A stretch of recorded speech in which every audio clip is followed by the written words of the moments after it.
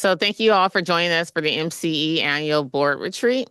I'm excited to have us all together in the new Concord office space, and especially to enjoy this beautiful view. I was here a couple of weeks ago, and that was my first time physically in the office, and the view is just amazing. Before we get started, please put your electronics away for the day so that we can give our full attention to the important topics that we'll be covering. We have printed materials available for use, so you do not need a laptop or iPad. We'll like to avoid the phone distractions as well. Notepads are available to take notes and jot down your questions. And I'm one who's always glued to my iPad as well, and I closed it. I have my printed remarks. So um, we want to try to get through as quickly as possible. I know retreats are really long, and so I'll also do check-ins with you to see about breaks, if you all want to break, or if we're going to try to push through to the lunch hour. If you have any detailed questions, you should save them to ask during the small breakout groups at the end of the day where staff will be available. There is a board survey in front of you. Please fill it out as soon as you can. You can even fill it out now while folks are getting settled. Your feedback really helps to move the agenda forward. And our vice chair, as we prepare for board meetings moving forward. And our vice chair, Gabe Quinto, is out sick today. We have a couple of directors out sick as well. So we will miss him. So with all of that, it's a pleasure just to share that the past eight years that I've been serving on MCE has been just wonderful for me. I started off serving on MCE when I got elected to the Pittsburgh City Council back in 2018. And now representing MCE on the Contra Costa Board of Supervisors. So this is my first time seeing a lot of you in person since I got elected. I've been serving on the board the last 10 months, and Contra Costa is huge with a population of 1.3 million, and just my district alone, District 5, I have about 290,000 constituents. So I've been trying to connect with them all. I just finished my 8th town hall on Tuesday night, and just making sure I go out to all of my communities. I was just sharing with one of the directors here. I was out over by Concord Airport area because I have a mobile home community that I represent with 3 mobile home parks there. And I got a chance to meet with them, and I had like 60 people come out, and it's just totally different issues from all the other areas that I visited. And so it's just so important to be on the ground with community and to listen to their concerns and their needs. So when I first joined, the enrollment of Contra Costa communities doubled. MCE's customer base and load service, bringing in new revenue and new opportunities to meet our mission. Since then, MCE has celebrated our first 10 years of service, and now our first 15. We have continued to enroll new communities in Solano and Contra Costa counties, expand the number and depth of programs offerings, and weather ongoing energy market volatility, as well as the global pandemic, the impacts of which we're still seeing today. What I want to highlight most today is the impact MCE has in our communities. You'll see some during our breakout sessions later, but as we celebrate 15 years of service, we have a lot to be proud of and just thankful for. MCE has launched more than 24 programs offering to reduce greenhouse gas emissions and support equitable communities and reinvestment. In fact, MCE has reinvested over 400 million back into our communities, including 15 million in energy storage programs, 19 million in EV programs, and another 19 million in local employment and sponsorships. 57 million in energy efficiency programs, 80 million in bill savings and discount programs, and $221 million in local renewable energy developments. In addition, we have committed over $4.5 billion to support 1,000 megawatt of new renewable energies in California. This has supported over 7,000 jobs across the state. As we get started, I want to say a couple of things about our job and our responsibilities as board members. It's our responsibility to help MCE advance its mission and continue to flourish, supporting our communities and improving the planet with cleaner energy. The board is responsible to prepare for meetings, use independent judgment, and put the mission of the agency above personal or third-party interests. As a reminder, individual board members do not direct staff or involve themselves in day-to-day operations except through board-approved policies. Board members are responsible for treating staff and fellow board members with professional courtesy and respect.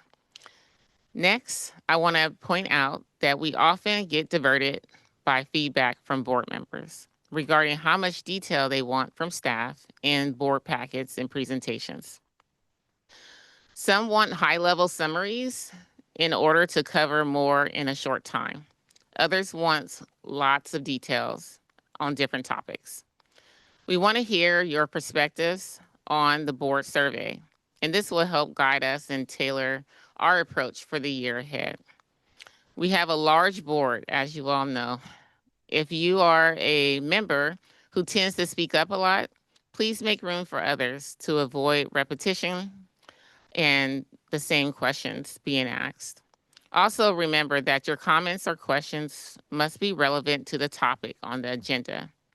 If a point has been made or is off topic, I may ask you to yield your time so that we can proceed with the item and with normal business. Also, please use accurate information in your comments to avoid spending time in meetings requesting information that has already been provided.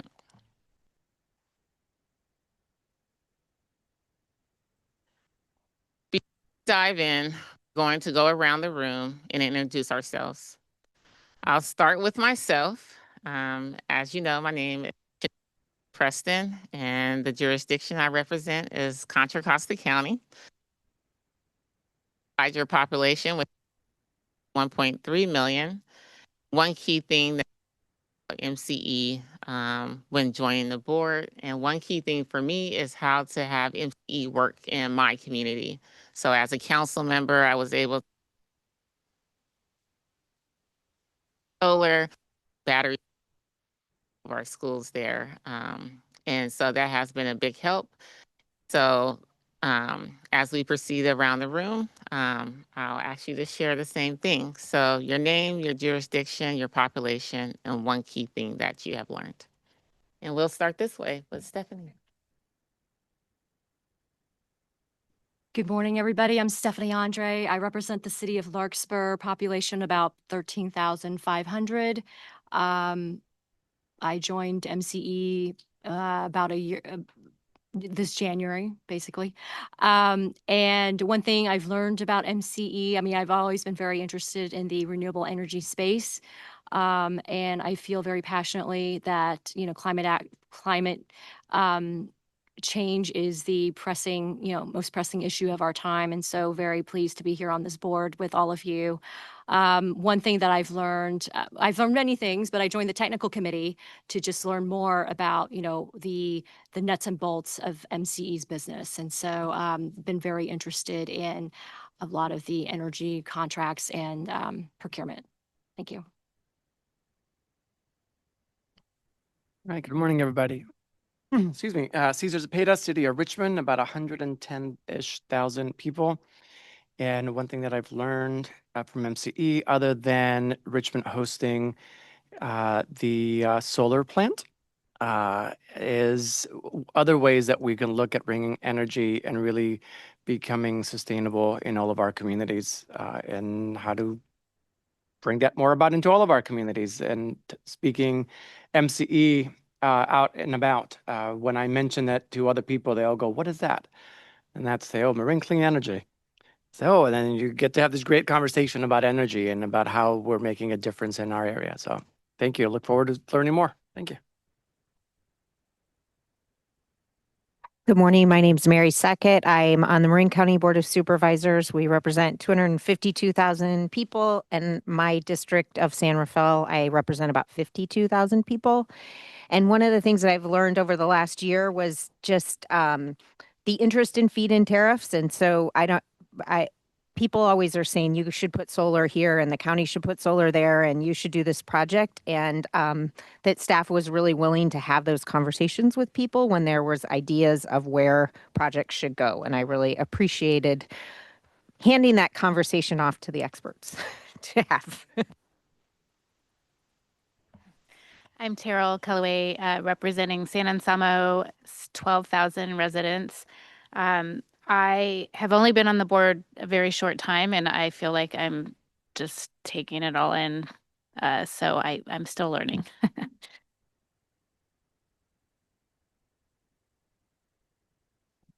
Good morning. My name is Sally Wilkinson, and I represent the city of Belvedere, which has a giant population of 2,000 people. I think we are the smallest city in California, I believe, or maybe the second smallest. So we're sort of a homeowners association. I have served on this board for about 5 years, and I also serve on the executive committee, and I continue to learn every day that I serve on this board. Thank you. Good morning, Beth Painter. I'm a council member from the city of Napa. Napa is about 80,000 in population in total. I'm also just going to speak a little bit for Supervisor Alessio, who unfortunately couldn't be here today, but Napa County as a whole is about 140,000.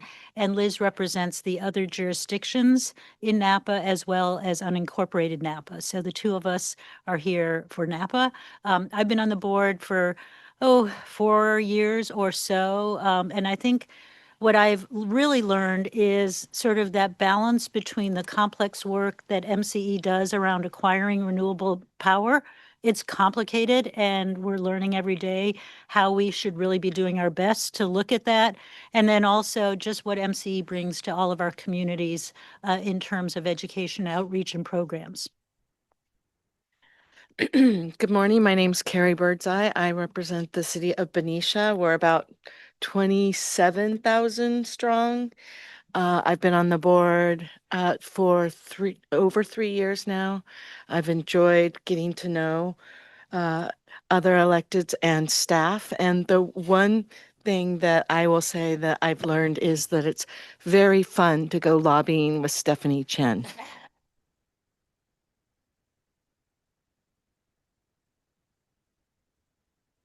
I'm Mark Bellotz from the beautiful town of Danville. We've got about 44,000 people, and I've only been on now this year.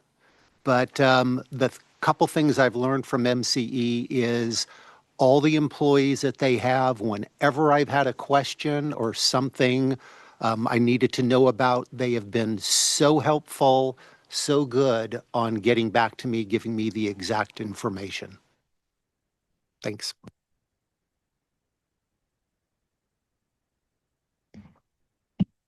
There we go. Director Sandu, do you want to, since you just sat down, do you want to go? Sure. Okay. Hey, good morning, everybody. It's nice to see you. Nice to see everybody. Oh, okay. I'm with the Fairfield City Council. Nice to see you, Chair. Grew up there. Before that, was on the school board for a bit. I would work full time, so it's been hard to make some of these, but it's good to be back. Trying to move some stuff around to be more able to attend going forward. But I know the report just came in from MCE to the city, and it was very encouraging. So we're looking really thankful for the work. We're doing like actual intros. Should I talk about like what I do, or just kind of stop here? I can. Okay, cool. That was perfect. Good morning, everyone. I'm Mayor Brianne Zorn from the city of Martinez. I have served on this board for about 5 years, and the city of Martinez has about 36,000 people. We lost a couple in the last census. And one of the things I just kind of wanted to echo what Director Zepeda said, is that in Martinez, there's still so many people who don't realize that MCE is on their bill, right? It's an educational uphill battle constantly. And so I very much appreciate whenever there are educational opportunities and outreach opportunities. And what I'm the most interested in is partnering with MCE to get more EV charging stations to really kind of get that footprint in my community more than what we've had in the past, beyond just your electrical bill that comes every other month or so. Great. Yeah, hi everybody. My name is John McCormick, City of Lafayette, population 25,000. This is my second year on the board mostly. This is my first year full-time, but as an alternate, I attended quite a few of the meetings last year as well. It's very exciting board, very smart people. I will say the one thing I'm going to echo, I think what Brianna and Caesar said, one of the biggest challenges we have, I think especially in Lafayette, which is probably a little more on the affluent side, is that nobody knows what MCE is. Nobody, the power bills are so confusing to look at. And people see things and you tell people about MCE, they either don't know what it is or think they're part of PG&E or whatever. And so I'm always kind of eager for, and it's complicated. So how we make it simple and understand the good work that MCE does, how we differentiate from PG&E, and how people can take advantage of the programs. Hi, I'm Cindy Darling with the City of Walnut Creek, which is about 70,000 people. I've been on the MCE board since 2020, so 5 years on the board. Prior to that, when I worked for the state of California, I was actually at the Department of Water Resources in the 90s during the energy crisis, and I had two friends that were responsible for buying the power for California every day. And they'd said it was a weird time. And so the thing that I most appreciate about learning about with MCE, I remember doing a field trip in the 90s with some folks from Merit, which is a big power corporation. And they said, did you know you can actually see a signal from solar power when it turns off at the end of the day? And I said, really? And being on the MCE board, it has fascinated me to watch how the state has evolved in its mandate to use renewable power and all the unanticipated things that has brought to bear, whether it's grid congestion or curtailment of solar or the need to build battery storage or the fact that the battery storage occasionally catches on fire. So it's that watching the evolution of something that was just a little twinkle in somebody's eye back 30 years ago and watching where California's got is just so inspiring to me in a wonky way. Good morning. I'm Barbara Kohler from Fairfax. We have another weighty population of about 7,500. I've been on this board nearly 12 years, and I've got kind of two things that I think has meant a lot to me and what I've learned. And, first, doing something more for my community is providing some incentives, working with MCE to get people to sign up for Deep Green, which is an easy thing that we can all do to lower our carbon footprint. If that's all we do, we've done enough for some of us who can't afford some of the bigger things. But I think more than that, a lot of people think this is just, I care about climate change, and we all do. And that's why we're here. But there's so many layers, and what I've learned over the years about the different technologies and the pros and cons and the price changes. It's just ever evolving, and I've never stopped learning. And I think that's one of the big messages is it's not simple and there's so many layers. So for me, I'm happy to still be here and still learning about how we can make our world a better place. Hi, Charles Palmares from the city of Vallejo. Population, I think it's 126,000 right now. This is my third year and super excited to be here and looking forward to continue serving here. I'm here because I wanted to be here. I'm super excited about being on the forefront of climate action and energy independence. I'm also here because I want to make sure that working class communities still have access to what we're trying to do here. And if at all possible, I mean, if we could effectuate policy changes in the energy sector that not only affects our little community, but also California and the rest of America. That'll be amazing. So glad to be here and hope to continue serving here. Good morning, everyone. I'm Laura Nakamura, the Vice Mayor here in Concord. So welcome to Concord. I represent a district that is about 120, no, 100, the city is about 126, 7, 8, something like that, thousand. We are the largest city in Contra Costa County. I'm happy to be serving on MCE, but also I serve on the executive committee and happy to be serving there. The one thing that I've really been impressed with MCE is how well how well the staff from MCE is integrated into the community and how well they reach out to the community to make sure that all of the services are accessible. I've got a friend who recently was able to contact MCE about one of the rebates and it went really smoothly. And they were like, hey, I pointed them to the website. I said, go see if this can help you. They had bought an EV car and they were able to get help with an EV charger. So I just am so impressed with MCE, continue to be, and I've been serving on the board for about 3 years. Glad to be here today. My name's Aaron Meadows. I'm with the city of Oakley. I've been on here with a population of about 45,000 people. I've been on here for about 5 years. It's not any one thing. It was really just learning about the CCA concept. Really didn't know much. I'd also echo Rian and John. Our community doesn't really even realize MCE's on their bill. They have no idea most of them don't have any idea what it is.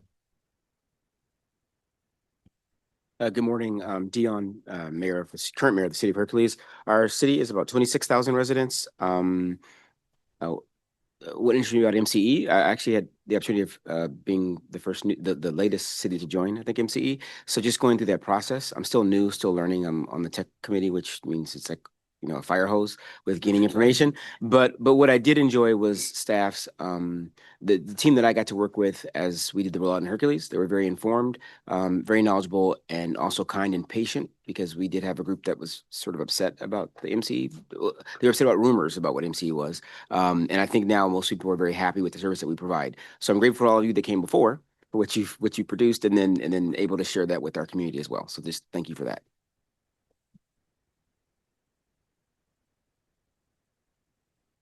Good morning. I'm Jill Hoffman, council member from Sausalito, and this is my second meeting. So of course I know everything there is to know about MCE. I'm excited to be here. I'm really fascinated to learn more about MCE. Happy to see so many colleagues that I know. I know this is going to be a great board of directors, so I'm happy about that. And really excited to get to know the staff. The two that I met at the last meeting, I know it's going to be a great experience to get to know the staff, and always excited to know more about the technical aspects. And I can tell it's a very competent and hardworking staff. And very excited to see my friend Kate Sears from Sausalito. We could have carpooled and gotten lost together on our way over. So anyway, thank you.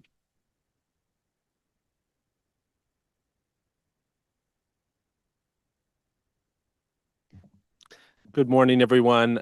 Max Perret, City of Mill Valley. We have around 14,000 people. I have been on the board a little bit more than 3 years, and I've chaired the executive committee for the last 2. The thing that I've learned a lot about at MCE since my time here is around geothermal. I think that was an area of electricity that I was unfamiliar with in terms of the details, and that's something I've gained a lot of knowledge of through my board service.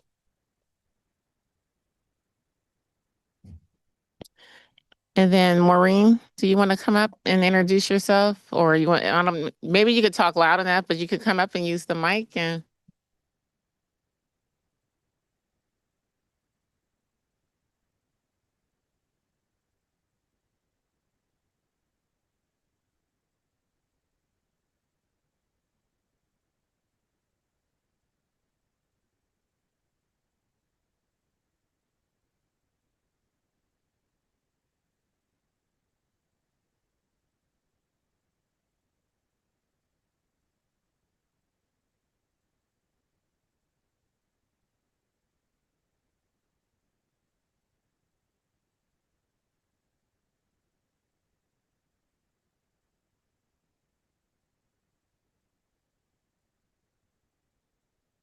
Maureen, would you like to come and join us at the table right now? And then, okay, yeah.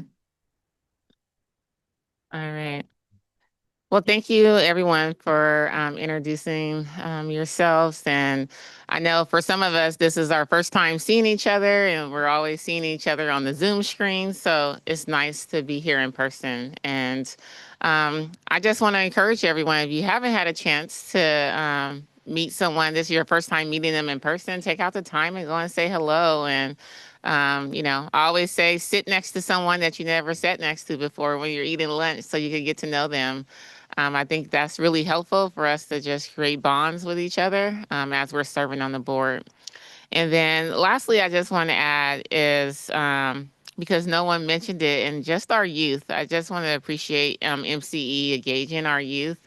I held a youth summit last month, and I had about 400 youth attend at Los Medanos College, and the MCE was there, and they were talking about their internship program and engaging our youth. So that's important outreach as well. Our youth is our future, and they are big environmentalists. So, we want to continue to engage them whenever we can in our communities. So moving on to item number 4. Oh, no. So we're at quorum now. So we'll move back up to the top of the agenda. And so we'll have Madam Clerk, would you please call roll? Belvedere, Present. Benicia, Present. Concord, Here. Contra Costa County, Here. Corte Madera, Danville, El Cerrito, Fairfax, Here. Fairfield, Hercules, Here. Lafayette, Here.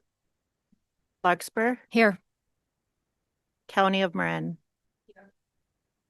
Martinez, Mill Valley, Here. Moraga, Napa, the city of Napa, Here. the county of Napa and 4 Napa cities, Novato, Oakley, Pinole, thank you, Pittsburgh, Pleasant Hill, Richmond, Here. thank you, Ross, San Anselmo, Here. San Pablo, San Rafael, San Ramon, Sausalito, Here. Solano, Tiburon, Vallejo, Present. Walnut Creek. Here. Quorum established. Thank you. And now we'll move on to public open time. So do we happen to have any members of the public in the room this morning that would like to make a public comment? All right, not seeing any. Do we have any members on Zoom that would like to make a public comment? We don't have an online feed. Okay. All right. So we'll move on to item number 4, our year-end review and key highlights discussion. And I will turn it over to our CEO, Dawn, to present. Thank you, Chair. I am going to do a flyover of our key highlights for the last year. As we celebrate our 15-year anniversary, I'm going to try and make up a bit of time because we have some really excellent presentations teed up for you by our staff coming up soon. So if we can go to the next slide, I just want to touch briefly on the $4 million of community reinvestment that MCE has provided back into our communities. Director Scales Preston touched on this already, so I simply want to highlight the amount going into our programs, almost 20 million for EV programs, almost 20 million for solar incentives, local employment and sponsorships, and then 70 million in cost savings through a variety of affordability programs that we have. On the next slide, I want to showcase that MCE is really unique among our peers. Next slide, please. because we offer a wide range of programs back in our community, and we do that by leveraging dollars from the California Public Utilities Commission, from the public purpose charge that all of our customers are paying into. We've been awarded over $220 million to offer programs in our communities, and we've supplemented that with grants that we've brought in, over $14 million worth of grants. Next slide. We also supplement program efforts with the the half of our Deep Green premium. That goes into fund programs that are not covered through grants and CPUC funding, including electric vehicles, housing, grants for community housing, and heat pump water heater and space heating programs. And next, I want to make sure folks are aware that we have a $100,000 program now directed to community benefits. Next slide, please. And this is going to programs such as Canal Alliance, the City of Pinole, Vallejo Main Street. This is a program that invites our partners to help spread the word about MCE and make sure that folks in all communities are aware of what we're doing. And we have some funding still to give out. The current solicitation closes tomorrow. So if you're aware of any groups that would like to participate, feel free to reach out. Next, a couple of highlights of our impact report. Let's go to the next slide. I just want to point out that after 15 years of existence, we've inspired a lot of other communities to follow our lead. And there are currently 25 community choice programs serving 1/3 of California. So it's a big change in 15 years. This includes CCA service to more than 14 million people. So very exciting legacy. We were excited to expand to Hercules this year and excited to deepen our impact in communities. And you'll hear a lot more about that today. Next slide. I want to spend just a moment on the fiscal strength of MCE. Next slide is a summary of some of the major achievements just in the last 12 months. Our finance team has issued $12 billion in green bonds, and this is going to save customers $65 million. So it's a huge achievement. We've also seen very skilled investment strategies by our staff, and in the last 2 years, we've seen huge results from the way that we're investing our funds. We exceeded the planned investment revenue last fiscal year by over $10 million. And in the most recent fiscal year, we saw an even greater variance where we exceeded the planned budget for investments by over $12 million. So there's a lot to be proud of on that front. The next slide is showcasing the upgrade to our credit rating, and big thanks again to our finance team for working with Fitch to upgrade us from a BBB- to an BBB+ to an A-. Fitch really focused in on our in-house customer call center led by Zay over there. They focused on our renewable product that is created with the highest quality renewables and carbon free. So big hats off to our procurement team for making sure we're doing a good job there. They also called out our robust operating margins and liquidity levels. And having an increase in our credit rating allows us to buy power with more favorable terms, and we'll continue to pass along those savings to our customers. On the next slide, you'll see a comparison of S&P metrics, and you'll see here that compared to our peers, MCE shows up very favorably with a very low risk of default.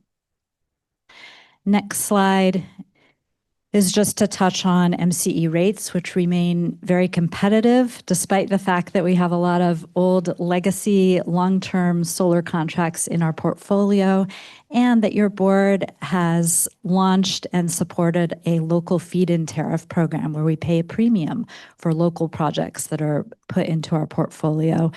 Your board has also directed us to buy really the most expensive type of renewable energy, and we'll get into that in a presentation coming up soon.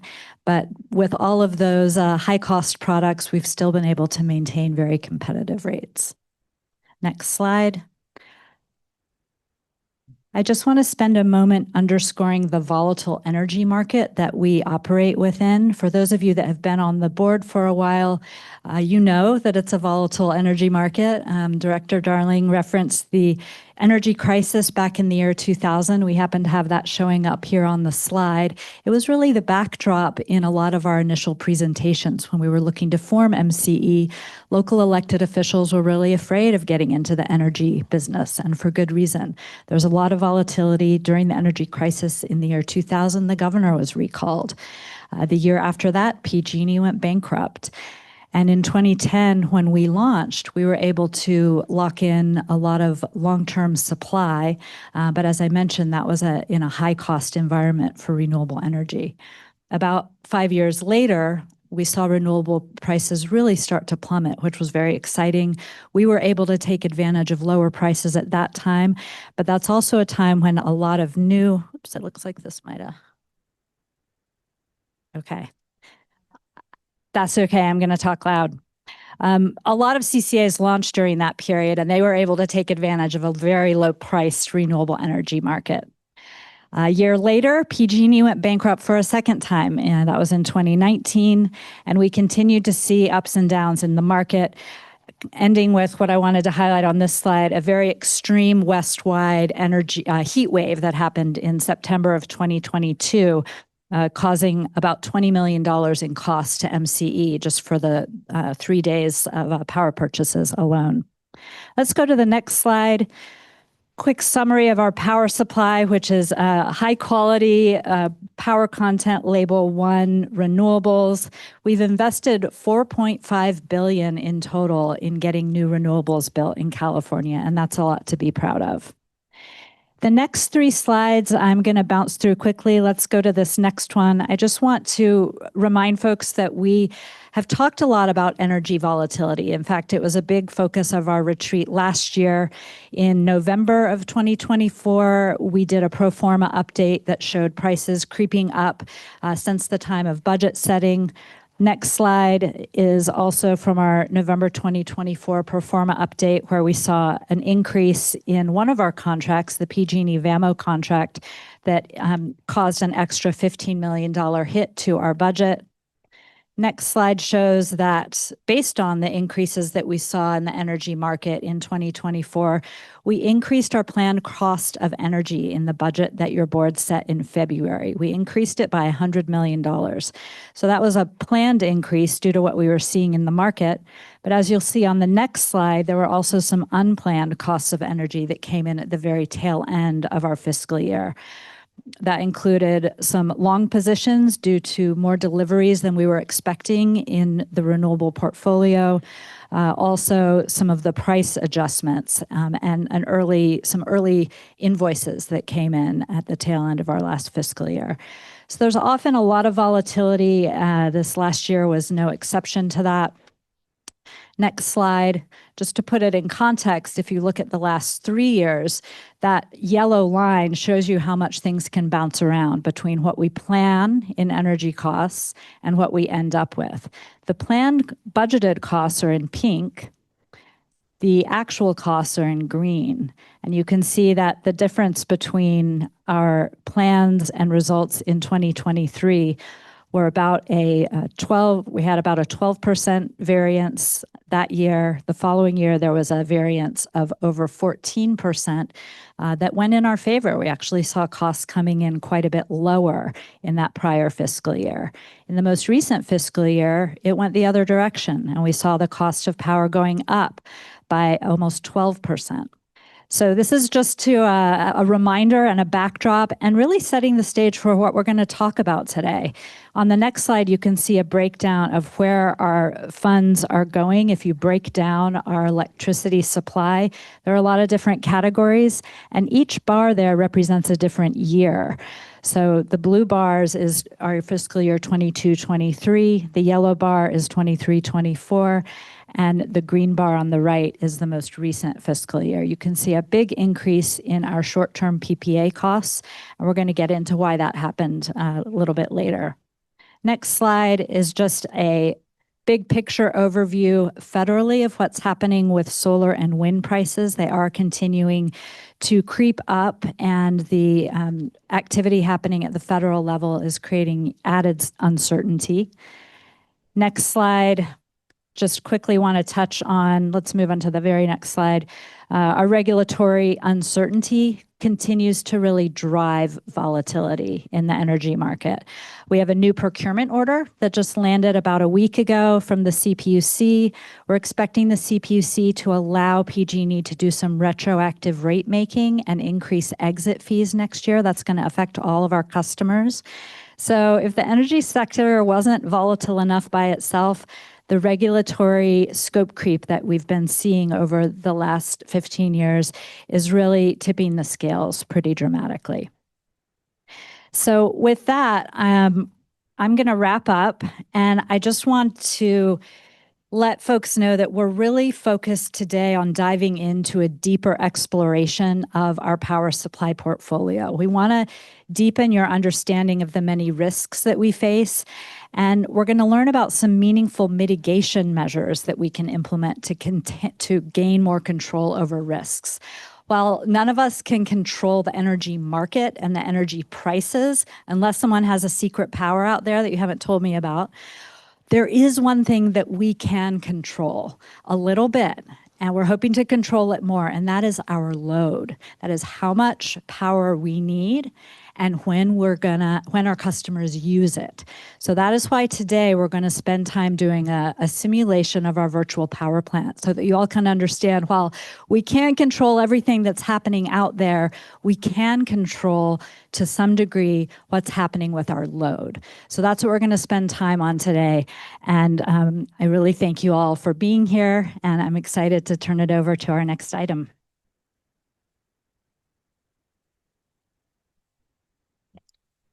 Thank you, Dawn. All right. Are there any questions or comments from directors? All right. Director Zorn. Really quick question, Dawn. On one of your first slides, it said what makes MCE unique, and one of the things was a PCIA vintage, is what you said. Can you just explain, is that a good thing or a bad thing? It's a bad thing. That's what I thought. Okay. And I'll do a quick explanation. So when a customer departs from PG&E service, they become an unbundled customer, and they get assigned a vintage based on the year in which they depart. And the vintage year is assigned based on community departures. So because MCE began serving customers 15 years ago, we have quite a few customers in old vintages. That vintage sticks with the customer, and it shows up on their bill and determines what their PCIA or their exit fee will be going forward. Many CCAs didn't start no CCAs started when MCE did.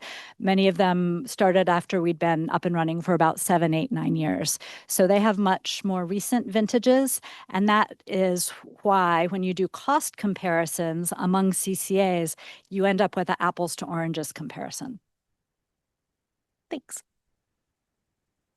Are there any additional questions or comments from directors? All right, seeing none, do we happen to have any public comments? And just so that we know, there's no public in the room? Okay. All right, I'll make sure to look that way just to make sure if you have any public comment. And do we have any public on Zoom that would like to make public comment? Oh yeah, we're not live. Thank you. I just want to make sure we're not missing anyone. All right, next we'll move on to our 15-year anniversary speaker, and Director Barbara Kohler is going to introduce our speaker for this morning. Good morning, everyone. As the Board of Director from the town of Fairfax, it's my pleasure to be introducing former County Marin Supervisor and MCE Board Chair Kate Sears. I got the opportunity to work with Kate on a few different boards. Kate was a county supervisor for Southern Marin for nearly a decade.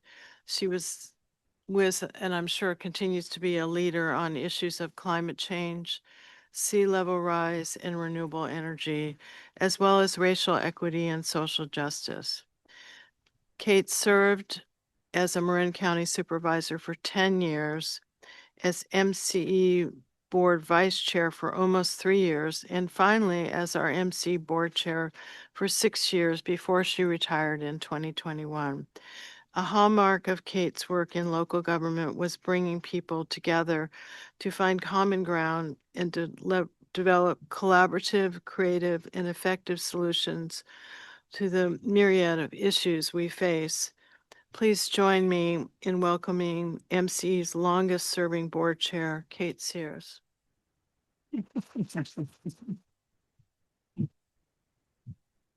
Well, hello, everyone, and thank you so much for inviting me to speak at this anniversary celebration. I'm really excited to be back with MCE. In fact, you're the only agency that could have convinced me to come out of retirement, not to mention driving to Concord from Sausalito. But I'm really, really pleased to be here. And Barbara, thank you for the introduction. I hope everybody can hear me, at least for the moment. We'll see how long this lasts. So as Barbara mentioned, climate change has been a long time focus of mine. When I had the opportunity to serve on the MCE board, it was just a natural fit. I never planned to go into politics, however. And when my predecessor, Charles McGlashan, passed away, I felt called to try to step up and fill the rest of his term. One of the reasons that I felt called to do that was that it was a way to honor my parents, who were both deceased at that point, and both had been very engaged in public service and passionate environmentalists. And there was only a year and a half left on Charles McGlashan's term, so I figured if I didn't like it, I'd just go do something else.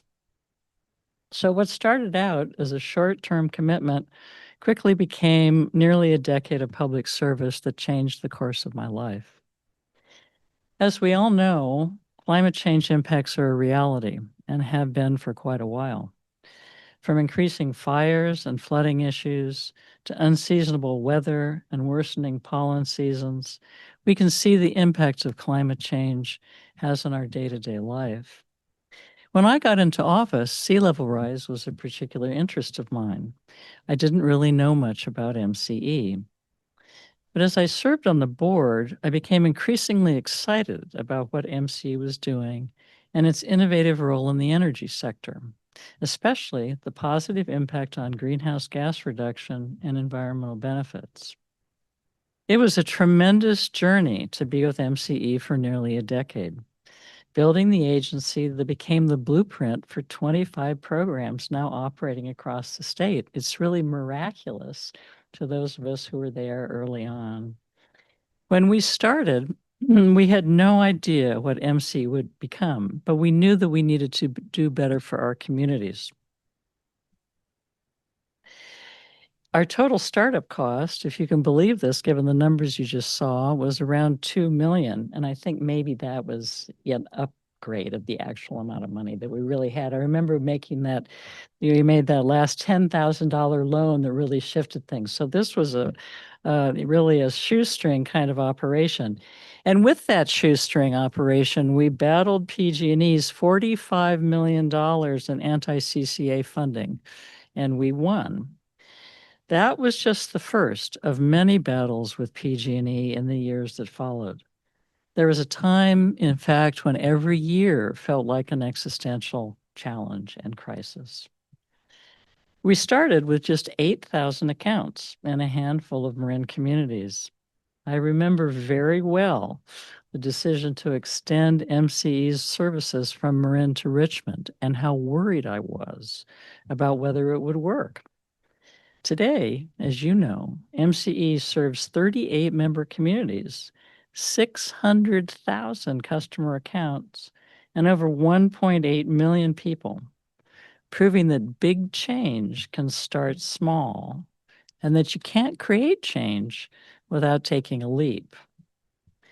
You've reduced 500,000 metric tons of greenhouse gas emissions and counting. MCE was the first CCA in California to launch energy efficiency programs for our customers, and you've continued to add programs, now offering millions of dollars back to customers to support lower bills and cleaner communities. Yet I believe that MCE is about much more than keeping the lights on. It's about keeping the power in customers' hands and addressing some of the inequity that has been a part of the energy industry for too long. Our mission has always been, and I believe will always be, to serve in the best interest of our customers. We do that by including equity and environmental justice in every decision we make. Here at MCE, you have some amazing staff with deep expertise leading California on these issues. That work is more important today than ever. And just as MCE has grown, so is your board. I look around the room, I can't believe it. When I joined, there were only 12 of us around the table. Today, there's 34. Each of you represents your community's voice and carries an important responsibility to learn about MCE's work, to guide its direction, and to share its story with your constituents so that everyone can benefit from the many programs and services offered. I was really reminded of so many of you who noted the challenges of public education, because that has just been a theme from the very beginning. Even as someone representing Marin County, where MCE started, I couldn't believe how many times I ran into people who said, Marin Clean Energy then called, what's that? It's an ongoing thing. I think of this similar to being a grade school teacher, where you're teaching the same thing over and over and over again every year. And every time it's important to spread the word. It's both a privilege and a duty to help shape this agency's future, and to trust in the staff whose expertise and dedication have made MCE the success that it is today. I've always been proud of what we built here at MCE. But to be back here celebrating 15 years is truly unbelievable. I remember speaking really at our annual Christmas parties, and every year I was like, oh, we did so much. It was fantastic. But the years add up so quickly, and 15 years it truly feels pretty miraculous. I believe that what matters most is what we do at the local level. And I've always believed that. That was something I talked about a lot when I was a county supervisor, whether you're dealing with energy or you're dealing with so many of the other issues that all of our constituents experience. But in the energy and the climate change sector, it's crucially important. We cannot sit around and wait for action at the international or the national level on either climate or clean energy issues. This is an ethos that MCE embodies, continuing to persevere in a new national landscape that is moving away from the benefits of clean energy. MCE is still investing in steel in the ground, supporting the development of over 1,000 megawatts of new California renewables and the 7,000 jobs that came with that. I remember when we celebrated our very first project coming online at the San Rafael Airport in 2012. Just 1 megawatt of solar felt like a monumental success, because at the time it was. We were doing exactly what we said we were going to do, despite tremendous doubt from the community that we in fact could pull that off. In 2017, we made another jump with 1 megawatt of solar coming online at Cooley Quarry to provide electricity for low-income MCE customers through MCE's lowest cost local solar service option. And we added 10.5 megawatts of solar at Solar One, a project that MCE worked on with the City of Richmond and Chevron. Solar One is a really unique project located on a remediated brownfield site. Like all of MCE's local projects, it required 50% local hire and prevailing wage. MCE's involvement in the project included partnership with the City of Richmond's Workforce Development Agency, Richmond Build, training local workers in clean energy construction. Many of the program graduates went on to do solar construction as a full-time career. This is an important aspect of MCE's work. Today, MCE is close to 50 local megawatts. 50 local megawatts. That's a tremendous achievement. I see all of the amazing things MCE has done to support its customers and communities, and I'm so proud to have been a part of it. It's my deepest wish for all of you here today that you feel the same level of pride and awe for the work this agency is doing. It truly is extraordinary, and it's easy to lose sight of that. When President Jimmy Carter put solar panels on the White House roof in the 1980s, he hoped it would be one of the greatest and most exciting adventures ever undertaken by the American people, he said. It didn't turn out that way in the 1980s, unfortunately. But in July of this year, United Nations Secretary General Antonio Guterres announced, "The sun is rising on a clean energy age." Around the world, sun, wind, and batteries made up 95% of new electric generation last year, according to Bill McKibben. MCE's existence was hard fought, and I hope no one ever takes for granted the amazing things we can do when we work together. From small and mighty to steady and strong, MCE has changed the face of California irrevocably. Clean energy is here to stay, and we had no small part in that. So thank you again for inviting me back to celebrate this historic anniversary, and cheers to MCE for 15 years. And here's to 15 more that all of you will play an important role in shaping. So thank you.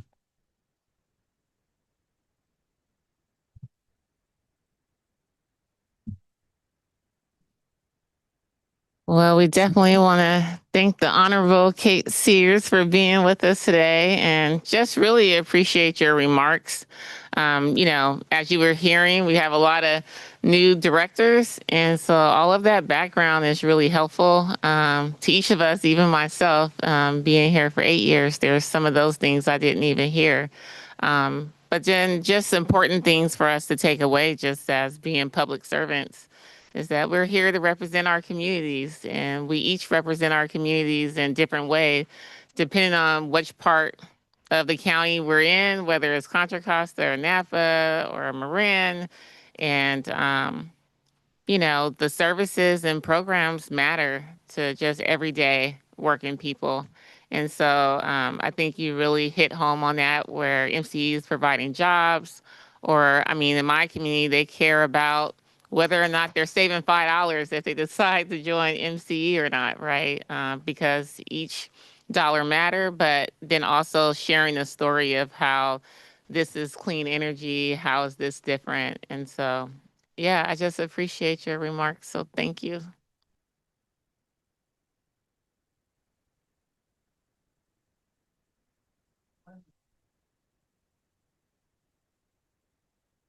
Mm-hmm.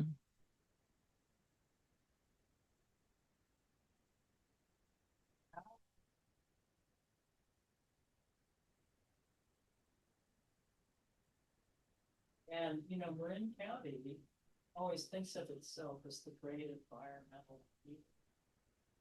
When we were going over to Richmond, is this really going to work in a community? Can you hear me much better now, probably? Do you want me to start over at the beginning? No. But I really did wonder how MCE's model was going to work in Richmond, a community that was just very different socioeconomically and demographically. And it was such a fantastic learning experience, because what we found was the environmental activists and the organized community groups in Richmond were just a tremendous power. It was fantastic. fantastic. We never would have been able to take that first step of expansion without the community engagement. And you saw that again and again and again as we expanded into other communities. And I think that's just something for all of us, all of you, because I'm going to go home and walk the dog. But I think that aspect of community engagement and really knowing your community and knowing what people care about is so key to success. And I wish you all the best and keep going. And it's such a pleasure to see everybody I know. So thank you. Thank you.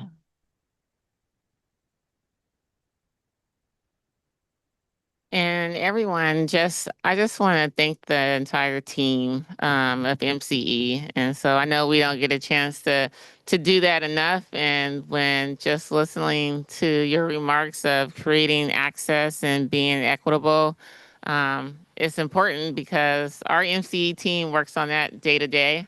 And just being a former staffer, 2 members of Congress, I know sometimes we forget about the team of who's doing all the work behind the scenes. So I just want to thank you, Don, for what you do and just the entire MCE team for all that you do each and every day. I know each of you work really hard, so thank you again. All right, so we're gonna move right into item number 6. This agenda item will be is about managing MCE power portfolio, and we'll be hearing from our president of Power Sources.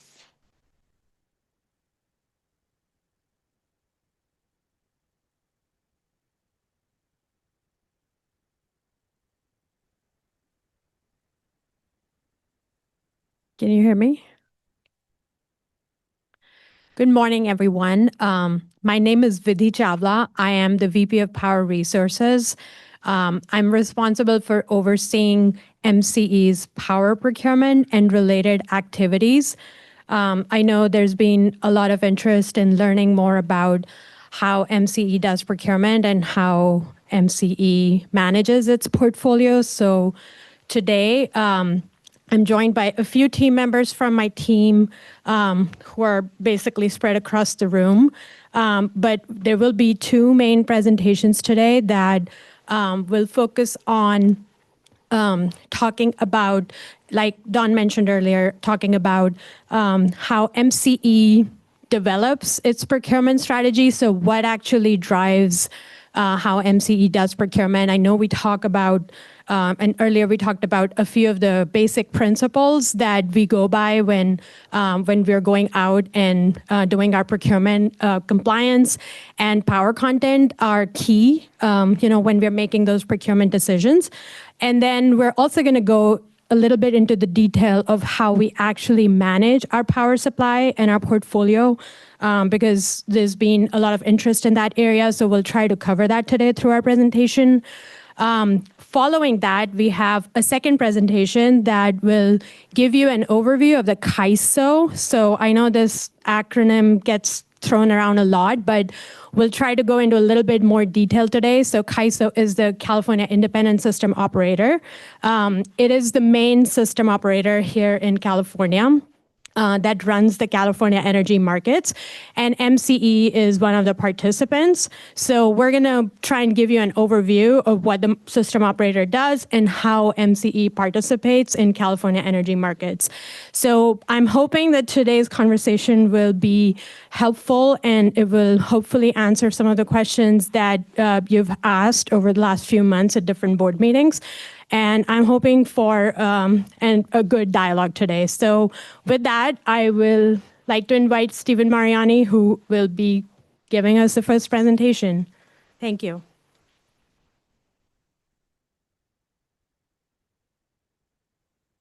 All right. Good morning, everyone. How's the volume? All good? All right. Well, good morning, Chair, members of the board. My name is Stephen Mariani. I'm Senior Power Procurement Manager here at MCE. Today, I'm going to be providing an overview of the Power Resources team, how we manage MCE's power supply portfolio. And I'm also going to share highlighted statistics from our 2024 power supply profile. along with a look at MCE's power content label that's sent out on an annual basis to our customers pursuant to California Energy Commission guidelines. CB, after that, my colleague, is going to be presenting on elements of our power portfolio from an energy markets perspective, as Vidi just mentioned. And we have a lot of complex topics to cover today, and I've had the opportunity to work with several staff members to make this content as comprehensive and digestible as possible for today. So before I jump into the slides, I'm just going to ask that we hold discussion until the end of the slide deck, even if they're clarifying, so that I can provide a full overview at a pace that's going to be comprehensible and easy to follow along with. But then we can open it up for discussion at the end and in between my and CB's presentations. With that, we can jump in. Next slide, please. So to introduce myself, again, my name is Stephen Mariani. I'm a Senior Power Procurement Manager here at MCE. I joined at the beginning of 2024, and I focus primarily on long-term procurement here. I have 9 years of work experience in the energy industry, from consulting to power supply management and power procurement. I have 4 years of experience working on power procurement for public power entities in California. I also have 3 years of experience working for the state of Hawaii, where I regulated PPA negotiations and utility power procurement before joining MCE. And I hold a bachelor's in economics from Tufts University, currently an MBA candidate at UC Berkeley's Haas School of Business in the part-time program. And I should also mention that I love what I do. So I'm excited to present to you today. Next slide, please. So to level set, when we think about power procurement and managing our risks, we're thinking about 3 distinct categories. The first is portfolio content, essentially what energy resources we're using. And California has statewide goals, and MCE has agency targets for the renewable content levels in our portfolio. We also have GHG-free and fossil-free targets for our portfolio emissions. And our power content is comprised of the energy that we source through both long-term PPAs and short-term contracts for renewable and carbon-free energy. This category is going to be the primary focus of my discussion today, but I'll also be providing detail on the second category, which is resource adequacy, or RA. RA is essentially how much power capacity MCE has under contract to meet system load requirements. These capacity amounts are dictated to MCE through compliance obligations and procurement mandates. MCE fulfills its RA needs both through long-term PPAs as well as short-term contracts. And these short-term contracts, or our RA procurement, is performed on MCE's behalf by Pacific Energy Advisors, PEA. We have a representative from PEA in the audience today. And then the last bucket, which is going to be CB's primary focus of his discussion, is the wholesale energy market. That covers both revenues and costs. And at a high level, we sell the energy that we have under contract into the wholesale markets. That generates revenues for MCE. And then we also have to pay to buy back the load that MCE generates from these energy markets.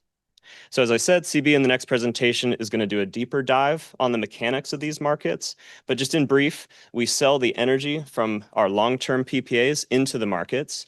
And then PEA, as I mentioned, also helps out with signing short-term hedge agreements that helps control MCE's exposure to volatile wholesale markets. Next slide, please.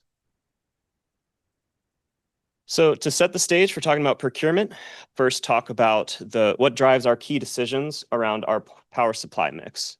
This starts with MCE's Integrated Resource Plan, or IRP.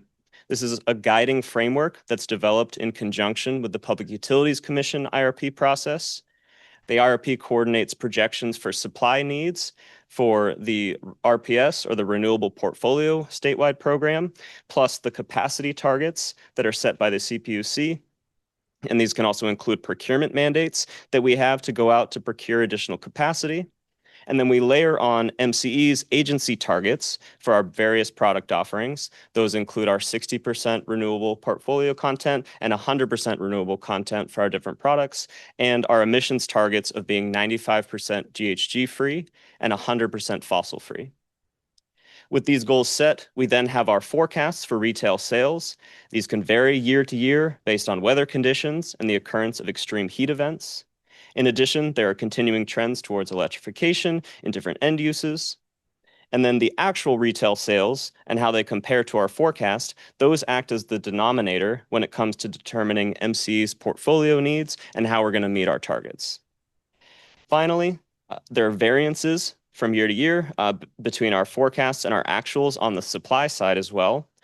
We've talked about some of these risks recently in different forums with your board, and these year-to-year differences can be accounted for hydro conditions, the amount of energy that's generated from intermittent renewables that we get from our long-term PPAs.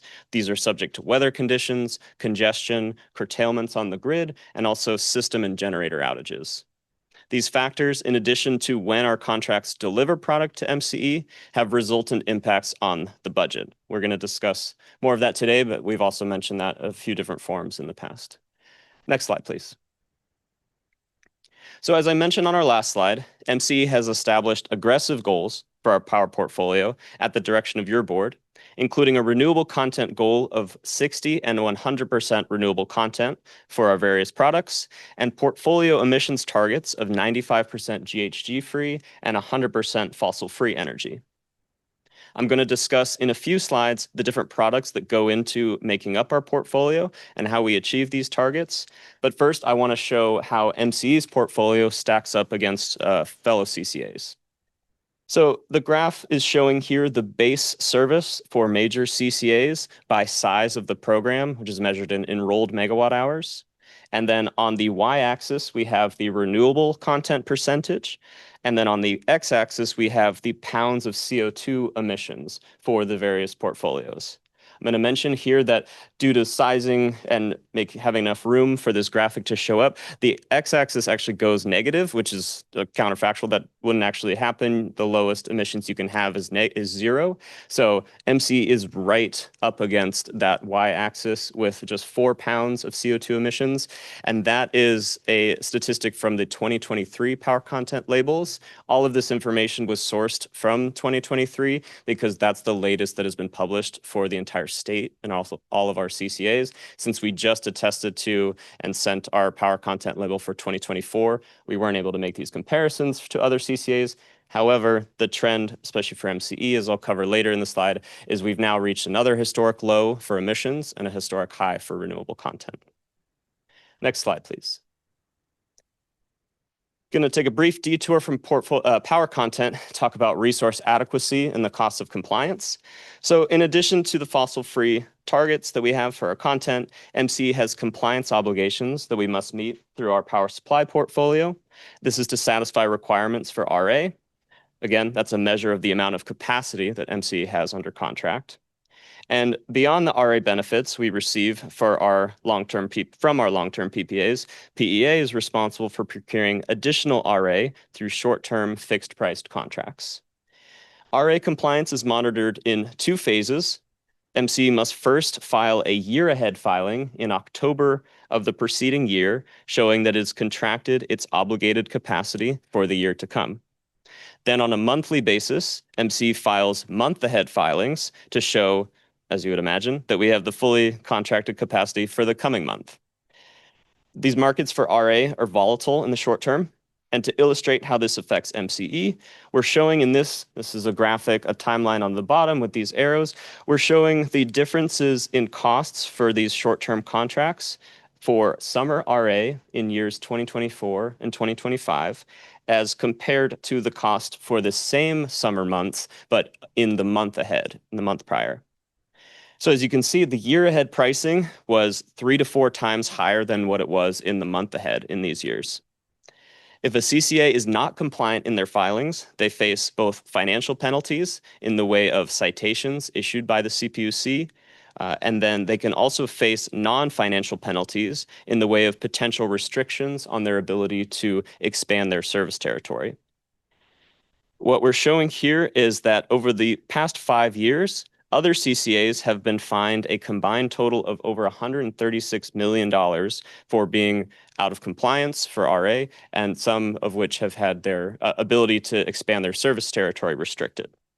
On the other hand, MC has never been issued a citation for resource adequacy, and we have historically always been in compliance. There may be a different number actually just to note on the non-compliant citations in your slides. We actually updated this number to include citations that were issued in 2024 as well. So I believe that number in the packet might say 54, which runs through 2023. We don't know precisely what price other CCAs paid for their RA, but to put these citation costs into context, the penalties for being out of compliance for RA range from $4 to $8 per kilowatt month. And as you can see, that's a much smaller amount than the spread between the year ahead and the month ahead RA prices. That's before factoring in any opportunity cost of not being able to expand your service territory, but that's for illustrative purposes, those are the differences.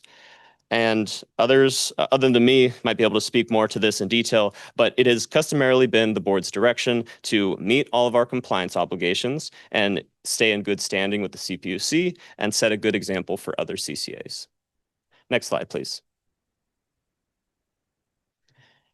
The remaining slides, I'm going to go back to my primary focus on portfolio content.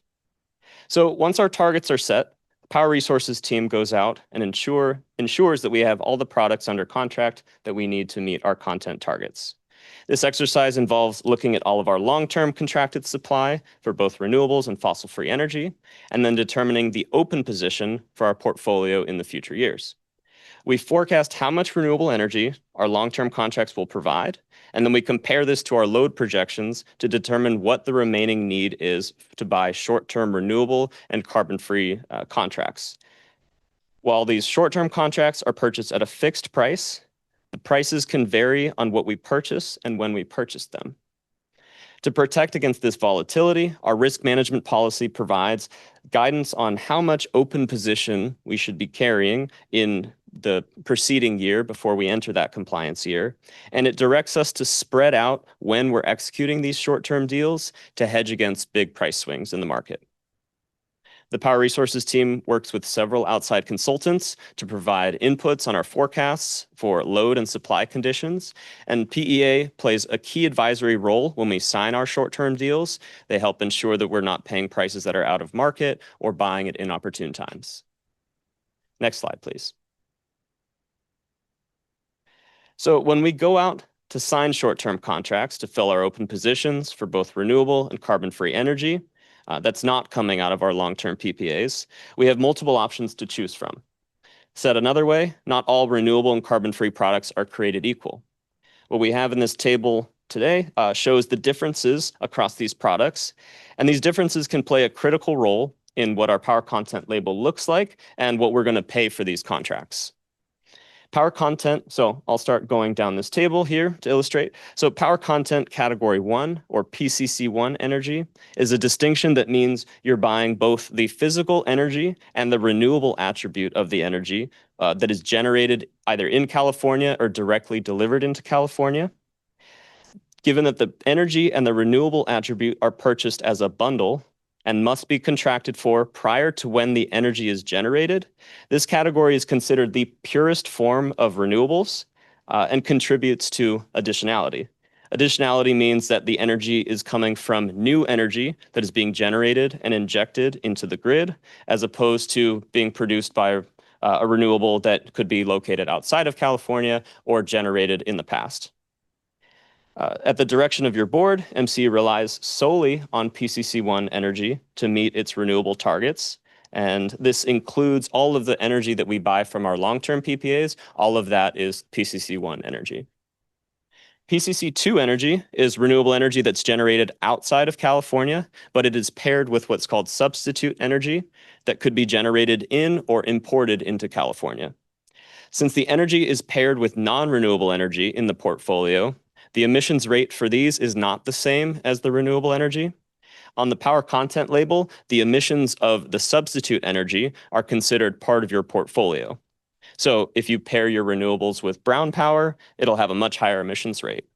Alternatively, you could pay for carbon-free energy as your substitute energy, but obviously this would come at an additional cost to MCE. PCC3 energy is most analogous. I believe it was Director Darling that made this comparison to an offset credit in a recent board meeting. It's an unbundled product, which means that you only purchase the renewable attribute, but not the energy. These PCC3s can be purchased after the energy has been generated. So they are more flexible. However, they're not considered a part of your power content label when it calculates your renewable content of your portfolio. Now I'm going to move down to the carbon-free energy. So this can come from large hydro resources as well as asset controlling suppliers, or ACS. The ACS are portfolios of resources that are located primarily in the Pacific Northwest, and they're, for the most part, large hydro resources, but they can also contain a mix of nuclear and unspecified power. These resources have low emissions factors, but they're not technically considered renewable under CPUC statute. And these are, however, the most expensive form of non-renewable energy that MCE purchases to fill the remaining balance of our renewable portfolio. Excuse me, our power portfolio. Nuclear is another option for carbon-free energy. This sometimes becomes available for purchase, but MCE board has a policy of not making specified purchases of nuclear for the portfolio. But on the rightmost column here, I'm showing that based on the most recently published power content labels, again, that's from 2023, we saw that 8 other CCAs feature a portion of nuclear in their portfolios, and the weighted average amount of nuclear in those portfolios is about 19%. Another unique product here is the Voluntary Allocation and Market Offer Program. Actually, flipping back, this is a renewable product. This is where CCAs can purchase renewables at a market baseline rate from PG&E or other IOUs based on the contracts that are paid for through the Power Cost Indifference or PCIA adjustment mechanism. As we discussed recently, this contract, and our CEO Don just mentioned this contract carries a bit of uncertainty both on volume and price, and this resulted in an unanticipated increase in our power costs last year. The good news is MCE only elected to take a short-term allocation for this product, and so there will be no more VAMO, as it's called, product in our portfolio in 2025 or beyond. Other CCAs that elected to take a long-term allocation of this resource will face these uncertainties going into the future. Second to last one is unspecified power. That is just that. It's energy that we have not specifically purchased to equal our retail sales on our power content label. And so therefore, any shortfall in the energy supply compared to our retail sales will carry the emissions factor of unspecified or system power. System power or unspecified power is roughly 650 times the emissions rate of MCE's 2024 light green portfolio. Since the energy that's unspecified carries no attribute, it comes at no additional cost to MCE. And to note, 9 other CCAs featured unspecified power on their power content labels for 2023. Finally, another source of renewable energy that we've spoken about today can come from feed-in tariff projects. This is a standard form contract under which MCE pays a predetermined rate to small renewable generators within MCE's service territory. We have an aggregate of 19 megawatts of these projects that are under 1 megawatt in size. Due to their size, however, these projects cannot participate in the CAISO markets in the same way that our long-term PPAs can. So MCE is paying above market prices for this renewable energy, but these projects bolster local clean energy development and employ local workforces to develop these projects. And these projects also contribute to additionality. Next slide, please. Take a sip of water. Hopefully my pacing's okay, but I'll take a break. So now that I've discussed the types of energy products that MCE can purchase to build out our portfolio content, we can discuss how these products compare on price. So PCC1 renewables, those are our most expensive product, and they are the most expensive product on the market. For 2025 renewables, PCC1s, the cost going into 2025 at its peak was between $80 and $100 per megawatt hour. By comparison, the 2025 PCC1s over the past few months have fallen down to the low 20s. PCC2 renewables are cheaper, but as I mentioned on the last slide, they carry additional emissions or they carry additional costs of purchasing a lower emissions substitute energy. PCC3 renewables are very cheap, but since they don't show up on our power content label, they really don't carry much value for MCE to have in our portfolio. Large hydro is the most expensive form of carbon-free energy.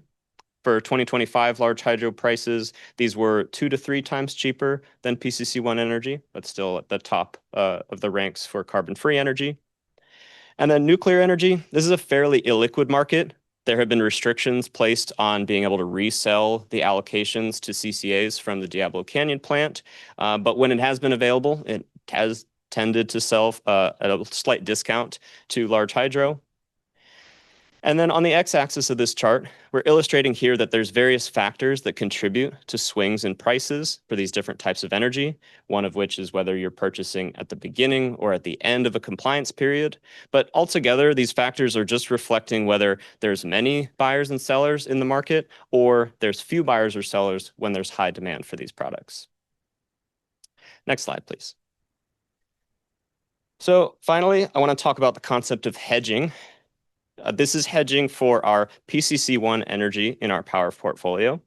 This is one of just one of several types of hedging that MCE's Power Resources team performs, and it is distinct from the hedging of our wholesale energy market price risk and the hedging of our RA cost risk. When we talk about hedging in this context, we're talking about having long-term PPAs that we've signed at fixed prices that reduce our need to go out and buy short-term contracts for PCC1 energy. So on the left side of this slide, we're showing the amount of energy that we have procured under long-term PPAs in gigawatt hours. And then the yellow line that goes through it represents the share of these long-term PPAs as a total of our PCC1 projected needs. Our target is to be approximately 75% hedged through our long-term PPAs. And as you can see, that yellow line is tracking on our target going through 2028. I will note that we're still signing PPAs for energy that could start delivering in 2027 and 2028. So these green bars might go up. But you also might notice that the green bars are going up in the out years, but that yellow line is coming down. That is a function of both our renewable portfolio content targets increasing and our load projections also increasing, so that denominator gets bigger. On the right-hand side of the slide, we are showing the historical prices of PCC1 energy for the years demarcated in the legend. PCC1 energy is sold with vintages, so you're buying energy that will be generated in a given year. So that's what each of these lines represents.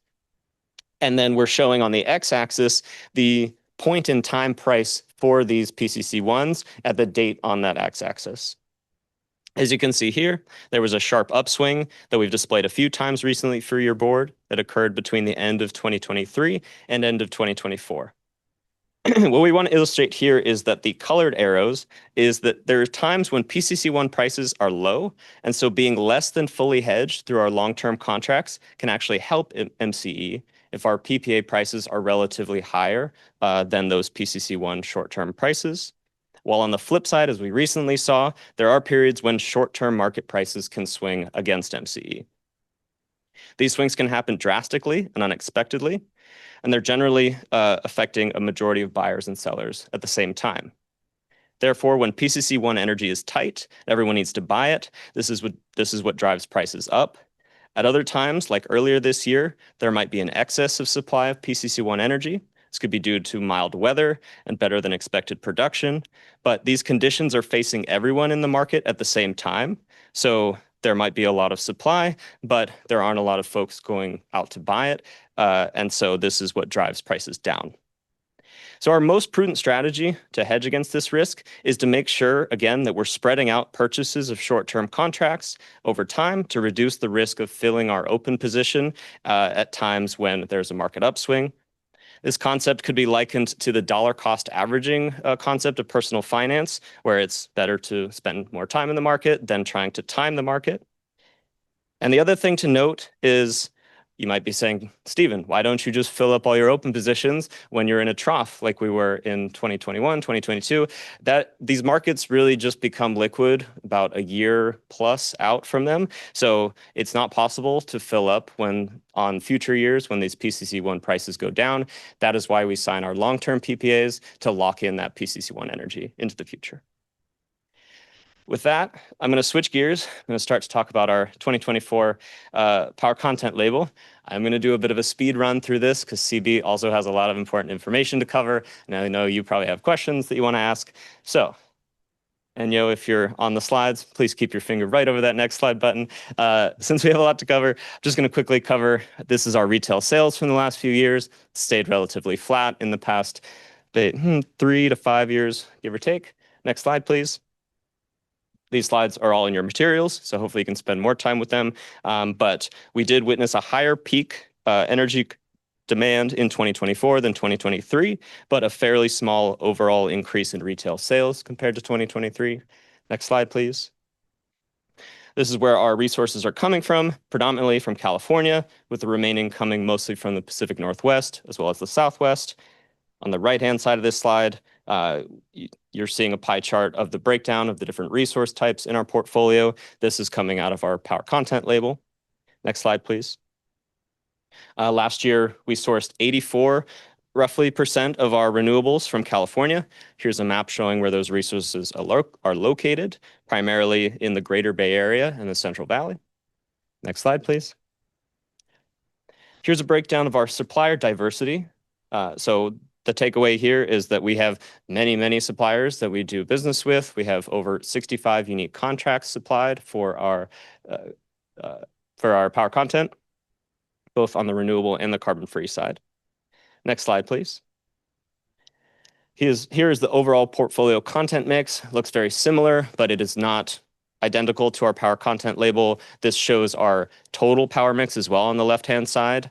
And on the power content label, you only see the individual products. So I'll go ahead and go to the next slide. This is probably hard to read, but it is what our power content label looks like to our customers. On the next slides, we're going to zoom in. So if you can go to the next slide, please. Here is the top of the power content label. You've got our 4 product offerings and a comparison to the California utility average for GHG intensity on the top row, and then a breakdown of power content for each product on the next row. Our light green program had its lowest emissions intensity ever in 2024 with just 1 pound of CO2 equivalency for our light green. That's down from 4 pounds in 2023 and 40 pounds in 2022. All of our other products that MCE offers have 0 emissions intensity associated with them. And then compared to the state average on the right, you can see that MCE is emitting far less than the average California utility. Down below, these are in fact, last slide. These are in fact pie charts. You wouldn't know that from looking at MCE's products because we are offering fully renewable and 0 carbon sources. But as you can see on the right-hand side, that is the California utility average, which does have a slice taken out of it for unspecified or fossil fuel energy. Next slide, please. This is the same information that you saw in that pie chart. It is a breakdown of the different types of resources we have in our different products. So I won't spend too much time here, but the light green renewable content is 53% greater than the California utility average. So we're pretty proud of that fact. And next slide. Here are just a number of highlights from our 2024 power supply. So I've already talked about a lot of these, but our combined fossil-free resources total to 100% fossil-free for our portfolio. That's up from 99.9% in 2023. We didn't think we could do it, but we did it. Got that 0.1%. The total renewable portfolio eligible resources made up almost 74% of MCE's total power supply. And again, as I mentioned, the vast majority of our power mix came from California-based resources. Next slide, please. This is a graphic many of you might have seen in the past, but this is a chart of the last 10 years of our power content label. And you can see the growth in our bundled renewable supply growing to 72% in 2024. And the line that is bisecting this graph is our emissions intensity, which is going to near 0 for 2024. And next slide. And finally, we have a comparison to the incumbent utility. This compares MCE's light green renewable percentage to PG&E's base plan renewables. You can see from the columns that we are vastly above PG&E's offerings on renewable content.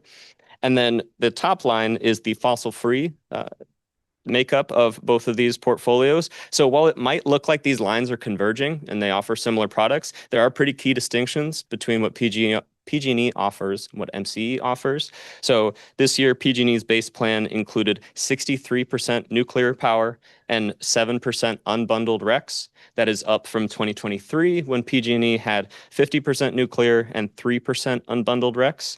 So despite how the fossil-free comparison might look, our light green offering is actually vastly different from PG&E's base plan. And for additional comparison, our light green emissions intensity was a small fraction of PG&E's base plan. With that, that is my last slide. I hope this presentation was informative. Hopefully I went slow enough, but I'm really happy to take questions, but I want to thank our team who supported the development of this presentation today, and the work from MCE staff and PEA goes into collecting all of this data and sending it to the various regulatory bodies to fulfill our power source disclosure reporting requirements and our RPS reporting requirements. So with that, thank you, and I'm happy to take questions before we go to CB's presentation.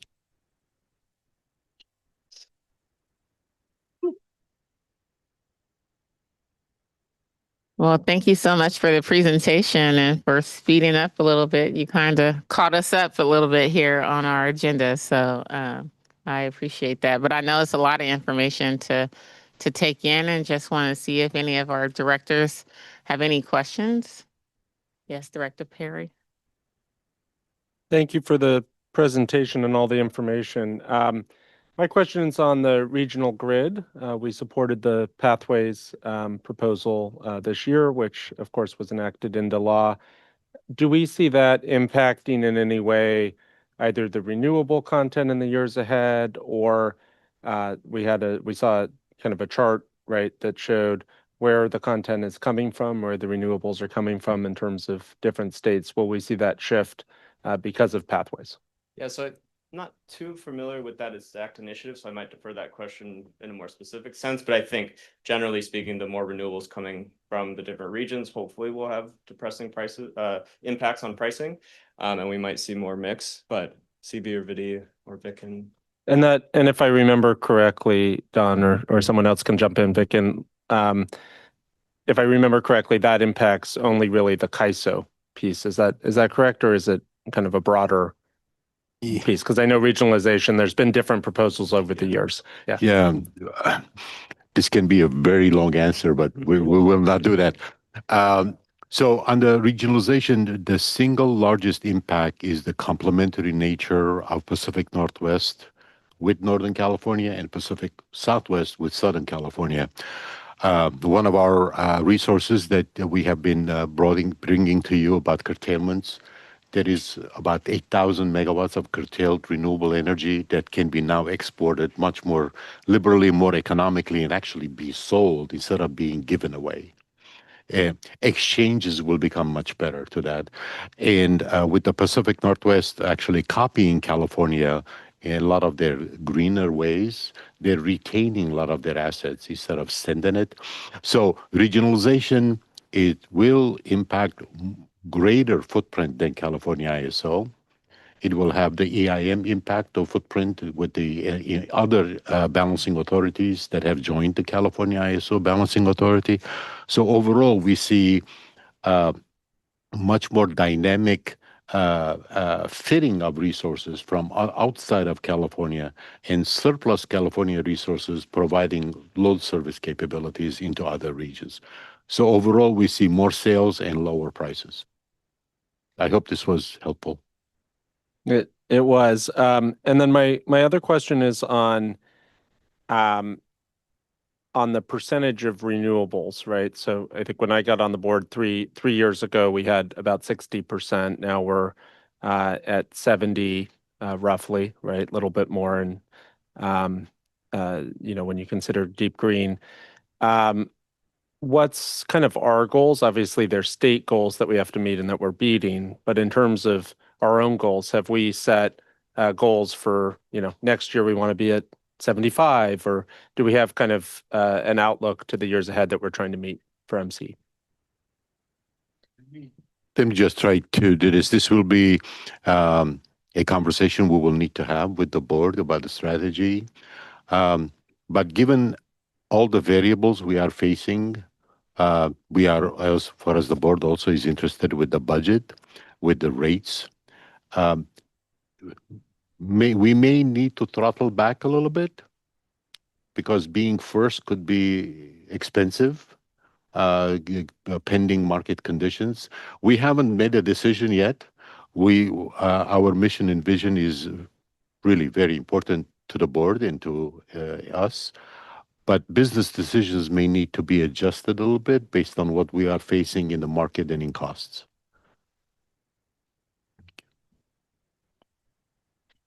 Do you have any additional, Director Darling? Thank you. And just playing off what Vicken was just saying, with 2020 hindsight that we now have, are there any of the particular policy directions given to you by this board, such as we buy PCC1s, we comply with resource adequacy, that would have substantially reduced the amount of that we paid for power during the spike? Yeah, I'm hoping what we showed in our slides was illustrative and that information was provided to the board, but I think those types of board policies are definitely set at your direction. So yeah, I think we've tried to be as informative as possible with what those prices were in those times. Okay. And I'm just thinking if there's something that when we get to that discussion, which are the high value discussions?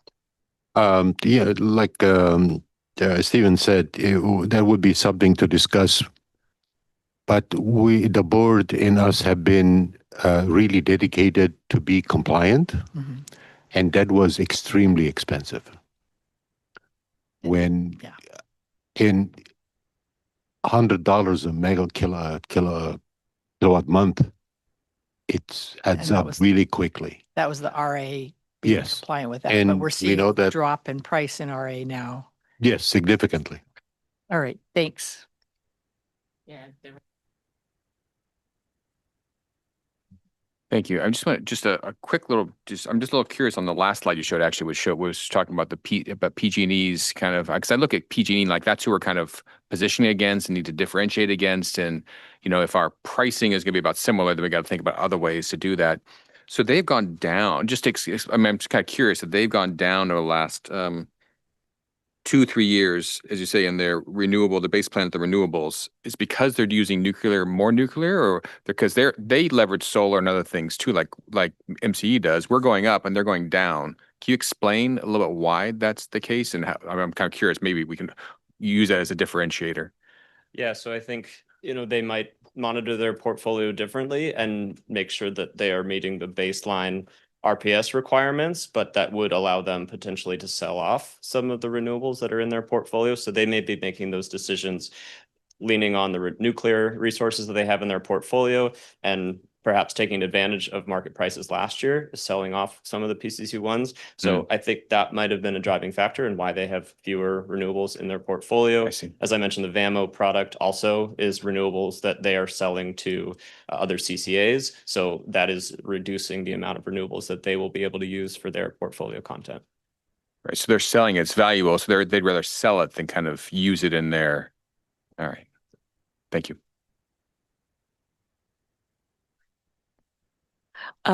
Thank you for asking that line of questions, John, because I wanted to ask about slide 15. So in our supplier diversity, the highest provider of renewables is PG&E, and our highest supplier of carbon-free is PG&E by like double digits. So it's interesting that we're comparing ourselves to the PG&E portfolio, but are we the purchaser of all of their renewable energy that they're now then reducing out of their portfolio? So I will, highlight the VAMO product. So we took a short-term allocation of that, and we were buying renewable energy from them in 2024. As I mentioned, we're no longer taking that. So you will likely see that percentage go down because we're no longer buying as much renewable from PG&E.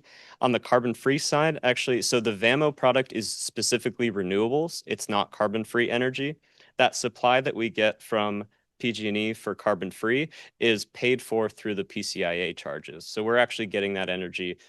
We're not paying an additional cost to PG&E. It's paid for through the PCIA. So that is why that number is relatively high, because it is lower cost form of carbon-free for our portfolio.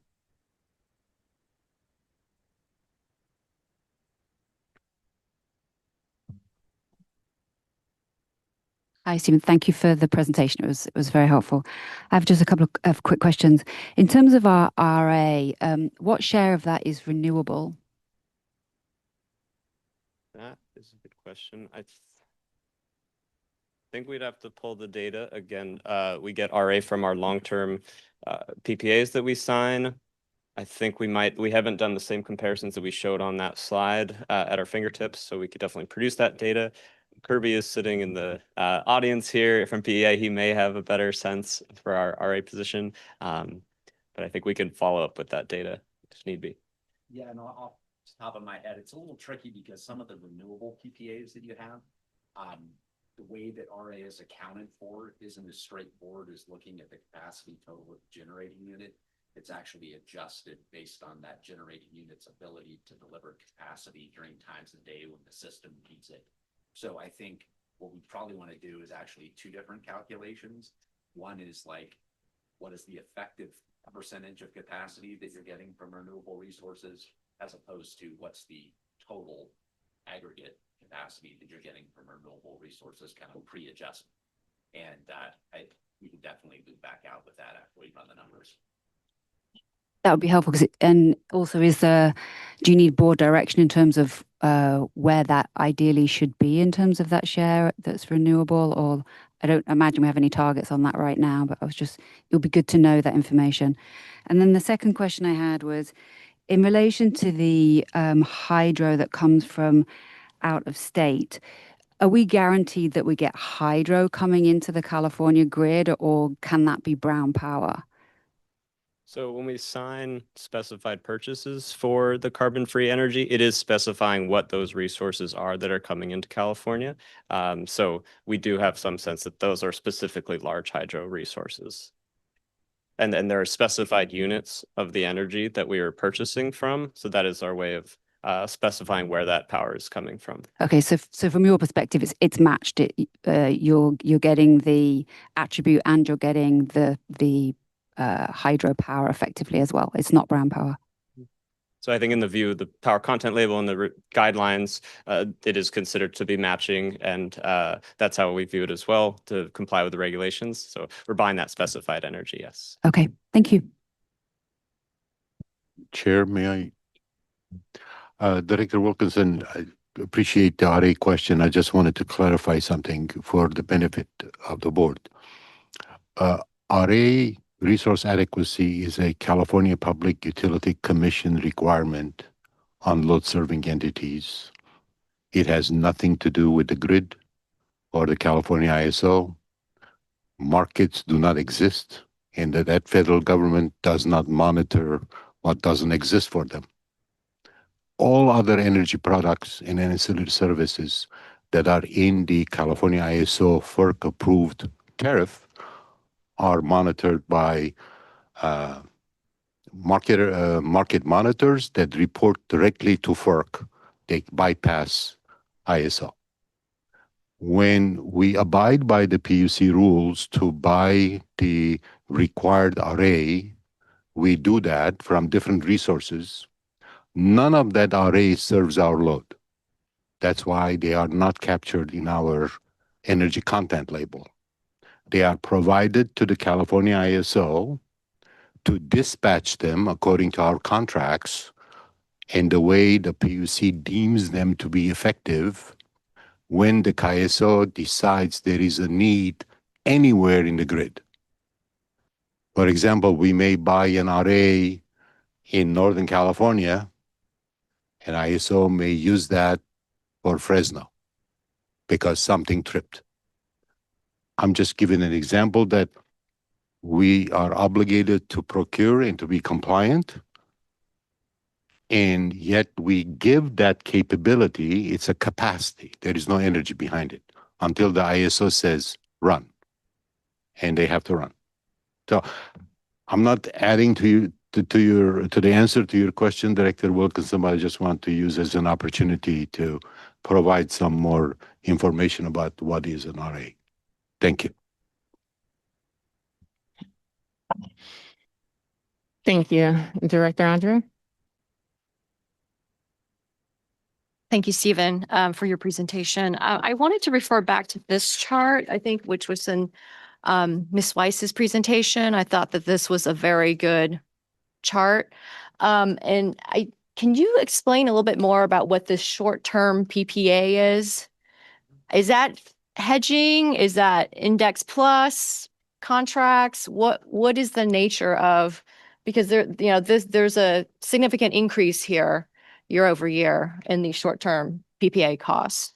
Yep. So I think I can tie that question out through two slides that I shared in my presentation. So there was the slide that showed the green bars of our long-term PPA renewables, PCC1 energy. That was on slide 10. And so the green bars are all of the PCC1 energy that we have under long-term contract and under fixed prices.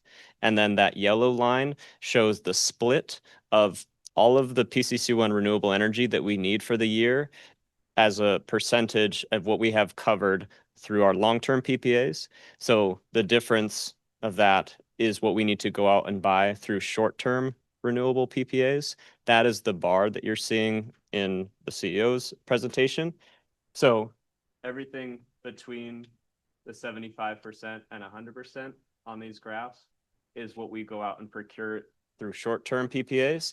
And then on the right-hand side of the slide, you can see that in 2023, 2024, that is when those short-term priced contracts spiked. And so the energy that we were purchasing to fill this gap right here was bought at some historically high prices. And so that's why you're seeing that uptick in the short-term contracts that we were signing. That uptick also affected the large hydro market. So I believe that bucket contains both short-term purchases of renewables and carbon-free energy. So that is the reason for that increased bar. I see. And so these short-term contracts are a year-ish. Is that a correct assumption? I think one thing that I would add to what Stephen already explained is that, and hopefully this will also answer your second question. So we buy these short-term renewable energy on a calendar year basis. So it runs from like January to December, and it can technically these contracts can deliver at any time during that year. And that's just the market product that's available out in the market. We can't really customize it to our needs. So that's why sometimes what you see is that because we do our accounting on a fiscal year basis, sometimes when contracts get delayed in their deliveries or delivered too early, sometimes there could be a flow of energy from one fiscal year to another, and it might like exaggerate that spike in that particular fiscal year. And that's exactly what's happening.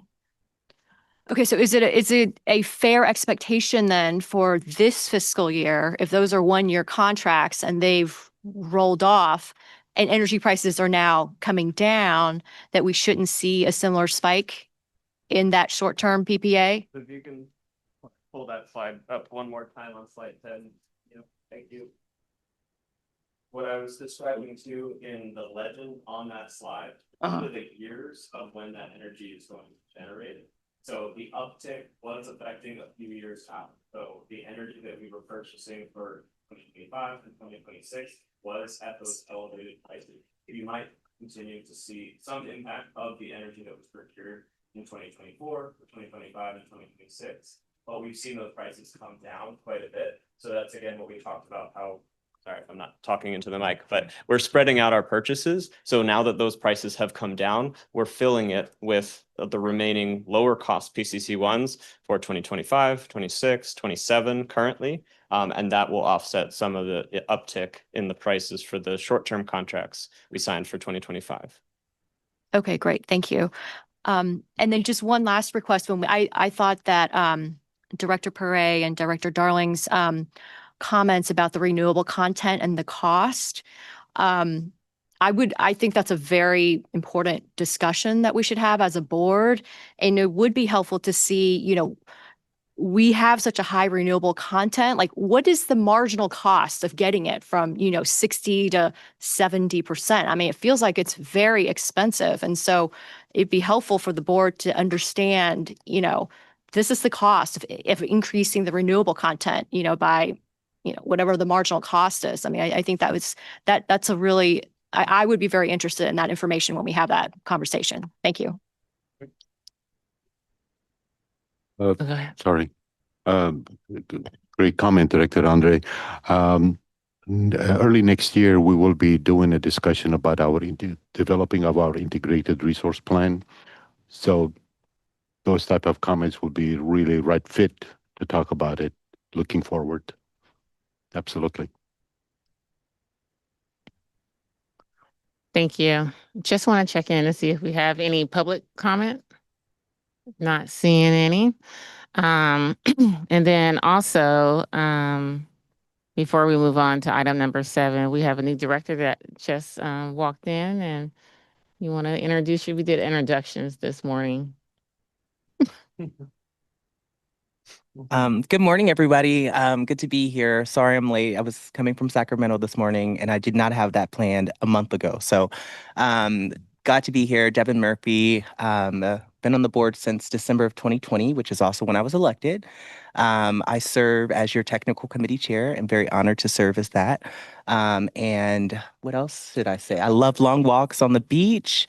I love walks on the Pinole Trail because I represent the city of Pinole. Population 20,000. So of course, one of the biggest cities in this space.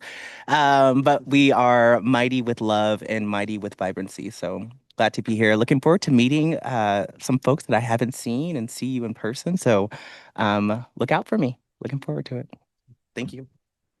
Thank you, Director Murphy. We're so happy you're able to join us. All right, so we're going to move on to item 7. And if it's okay with you all, just wanted to check in on a break. We do have lunch scheduled for 12:15, but we're a bit off track, as you know, because we started a little late to meet quorum. So just want to see if you all need a break or you want to continue to push through. We have 2 more items until we have lunch. Yep. So you all can feel free to get up and grab whatever refreshments. And so we'll just continue to push through. So item number 7 is our California ISO risk management mitigation and MCE's approach to the market participation. And we'll turn this back over to our Vice President of Power Resources. Good morning. Is this working? Okay, great. Okay, I think good morning, everyone. I'm just going to take this out. There we go. My name is CB Hall. I'm also on the Power Resources team. So nice to see you all. We are now going to turn our attention to the California Independent System Operator, also known as the CAISO. And we're going to talk about CAISO markets and how MCE participates in those markets. So with that, Enyo, if you don't mind, go to the next slide. Okay, this is just a quick, for your reference, background slide on me. I'll just say that I love working in electricity, and I've been focused on it since 2008. And I really appreciate being at MCE on the Power Resources team. I get to work on procurement and market operations, contract management, compliance. So it's a lot of fun. And we'll go to the next slide, please.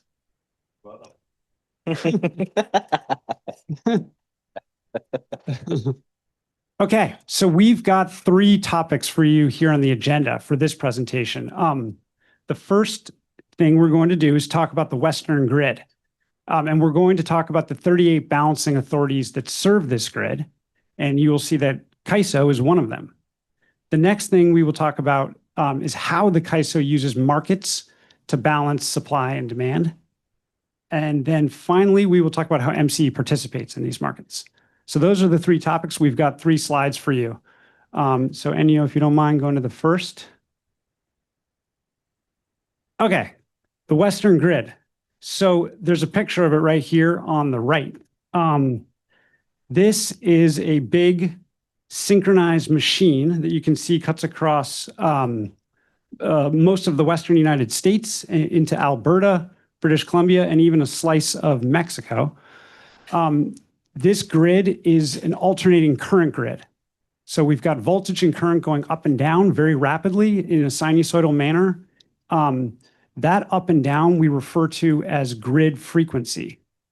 And we measure it in the number of cycles per second, and the unit for that is hertz. And so if you look at this map, you will see 38 balancing authorities. And these balancing authorities we also refer to as grid operators or system operators. And it is their job to ensure that power supply and power demand are balanced at all times. And if they do that well, grid frequency will be 60 hertz. When power supply falls below demand, grid frequency will also fall. When power supply gets greater than demand, grid frequency will rise. And if it deviates too far from 60 hertz in either direction, we run into problems. The electrical equipment out there is not designed to deal with those types of frequencies. And so there are protective relays that will trip supply and demand offline. And ultimately, we're talking about blackouts. So it's very important to keep frequency within a tight band around 60. And that is the role of balancing authorities. And I do want to actually mention something on terminology. I'm going to talk about supply and demand today, just to try to keep things simple. But when I say supply, I do mean generation plus imports. And when I say demand, I actually am talking about load and exports. But I'm going to use the terms supply and demand throughout this presentation just to be consistent. Okay, so looking back at this map, you will see a number of these balancing authorities are actually utilities. So they have their own supply and demand, and they perform the role of the balancing function. They do the balancing as well. If you look at California, you will see a different type of entity. You will see the CAISO. And the CAISO, and by the way, the CAISO serves about 80% of California's power. And that power includes all the power for CCAs, for the IOUs, the investor-owned utilities, for energy service providers, and others. But the CAISO is not a utility. It does not have its own supply and demand. It relies on the supply and demand of others. It balances the supply and demand of others. So it is an independent entity. And that's why it's called an independent system operator. And so how does it do this? How does it balance the supply and demand that others bring to the grid? Well, it has a number of tools, but one of the main tools it uses are markets. And more specifically, it runs a day-ahead market and it runs real-time markets. So the day-ahead market, it runs this day-ahead market one day before the power flows with hourly granularity. And then throughout the day of power flow, it runs real-time markets with 15-minute and 5-minute granularity. And there are important differences between the day-ahead and real-time. We don't have time today to go into all that, but so I'm going to stick with the day-ahead today because it's a little bit easier to describe, and it will give you, I think, the essence of how these markets work. So with that, we're going to go to the next slide to talk about the fundamentals or the essence of how the day-ahead market works. Okay, so to do that, we've got 6 categories of inputs here that feed a CAISO market optimization engine that runs and looks for the least cost feasible solution and then spits out schedules and prices. And so we're going to go through these inputs. So this will take a little bit of time. So the first category of inputs are demand bids.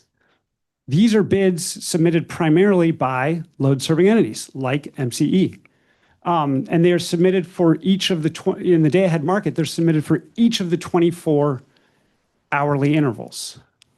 And they reflect a load-serving entity's willingness to schedule and pay for power at a specific price.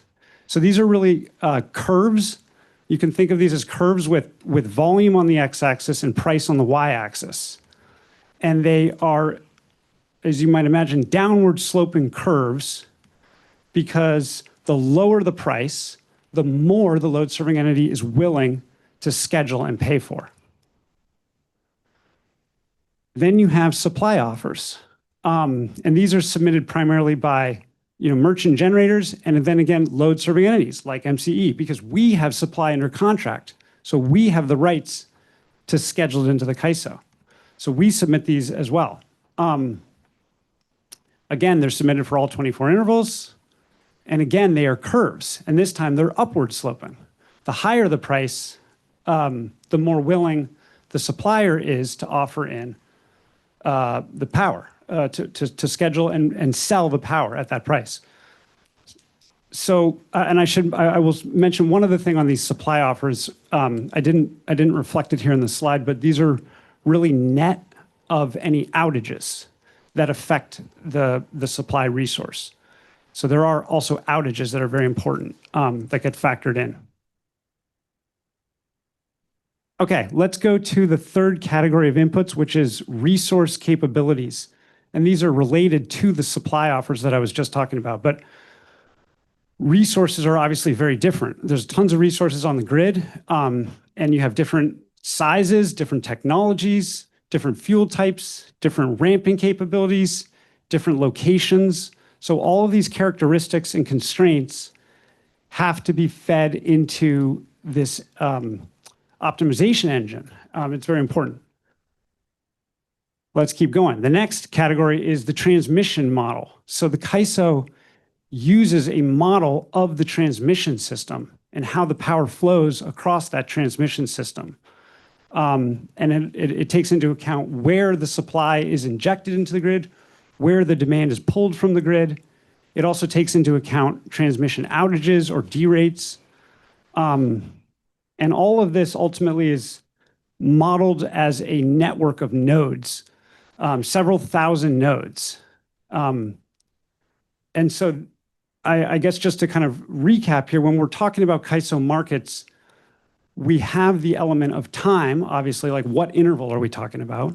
We're talking, hour ending 2, hour ending 18. We also have the element of location. What node are we talking about? What hub are we talking about? The hubs are aggregations of nodes.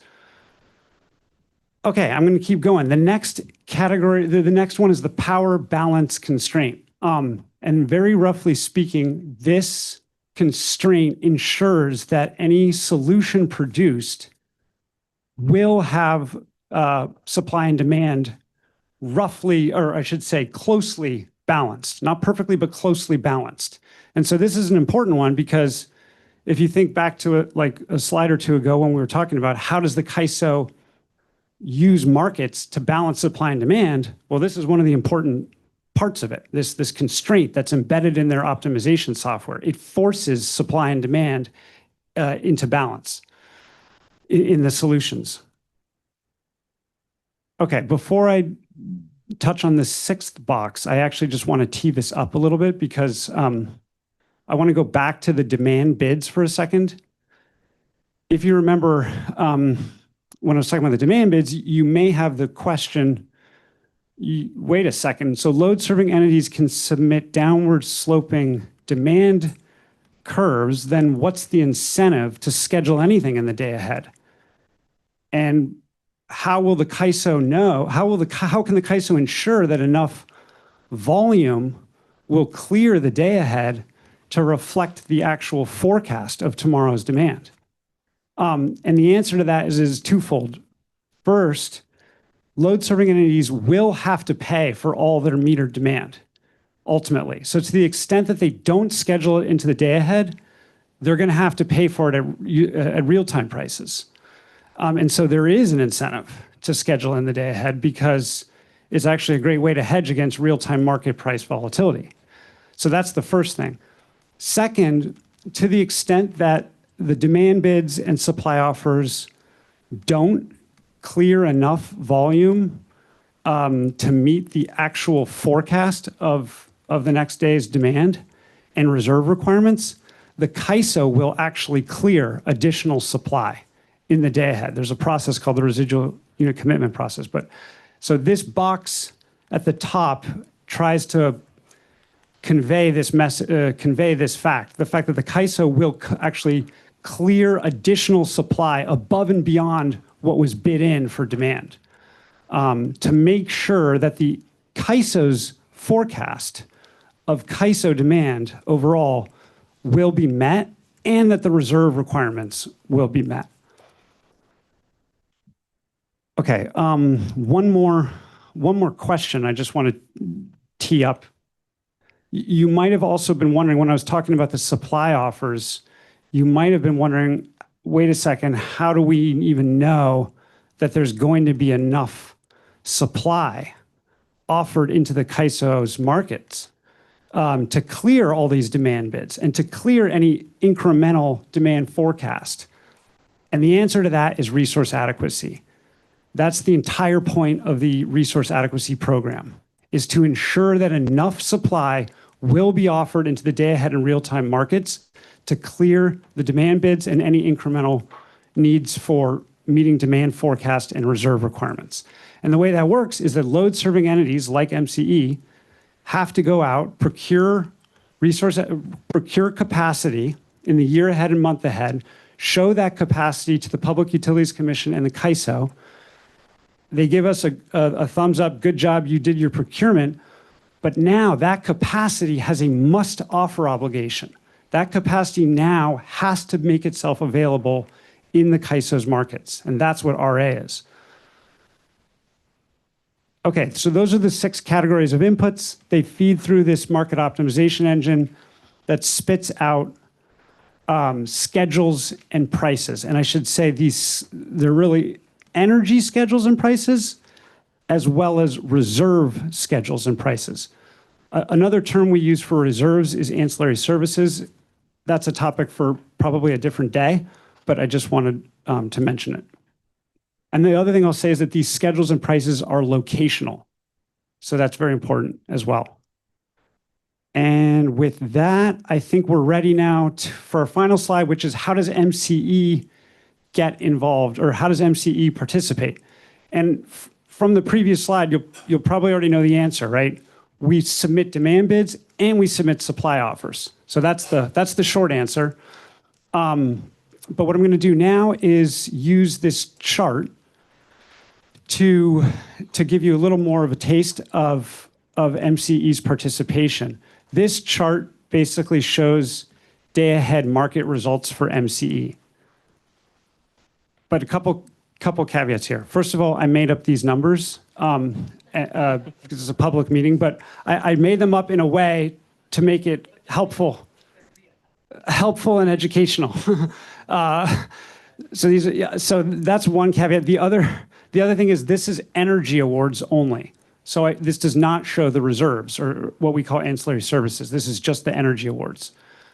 Okay, so with that, let's take a look at this chart because it might shed some light. So what happened on this particular day? Let's start with the demand. The demand is shown by that black curve there. And you can see in the early morning hours, very early morning hours, MCE cleared roughly 600, 700 megawatts of demand in those hours, and it ramps all the way up to about 1,000 megawatts by the evening. By the way, these are hourly intervals, so a megawatt is also a megawatt hour. Those units are kind of interchangeable here. But how much did we have to pay for this demand? To calculate how much we paid, you have to multiply the black curve by the purple curve, the purple dotted curve. That's the price. And so in this example, that price peaks at about $90 or $95 per megawatt hour in the evening. So and by the way, this is just the price for the demand, okay? There's a demand hub within PG&E's area, and that's the price that we have to pay for our demand at CAISO. And as you can see here, it peaked at whatever, $90 per megawatt hour. But what if it went to 1,000, right? That can happen. And so if we had nothing else, if this were the end of the story, we would be completely exposed. Fortunately, that is not the end of the story. We obviously have supply, and that is represented by the colorful I first want to talk about the colorful bars here. So the colorful bars show, again, this is just an illustration, but they show MCE's supply. And more specifically, they show a subset of our supply.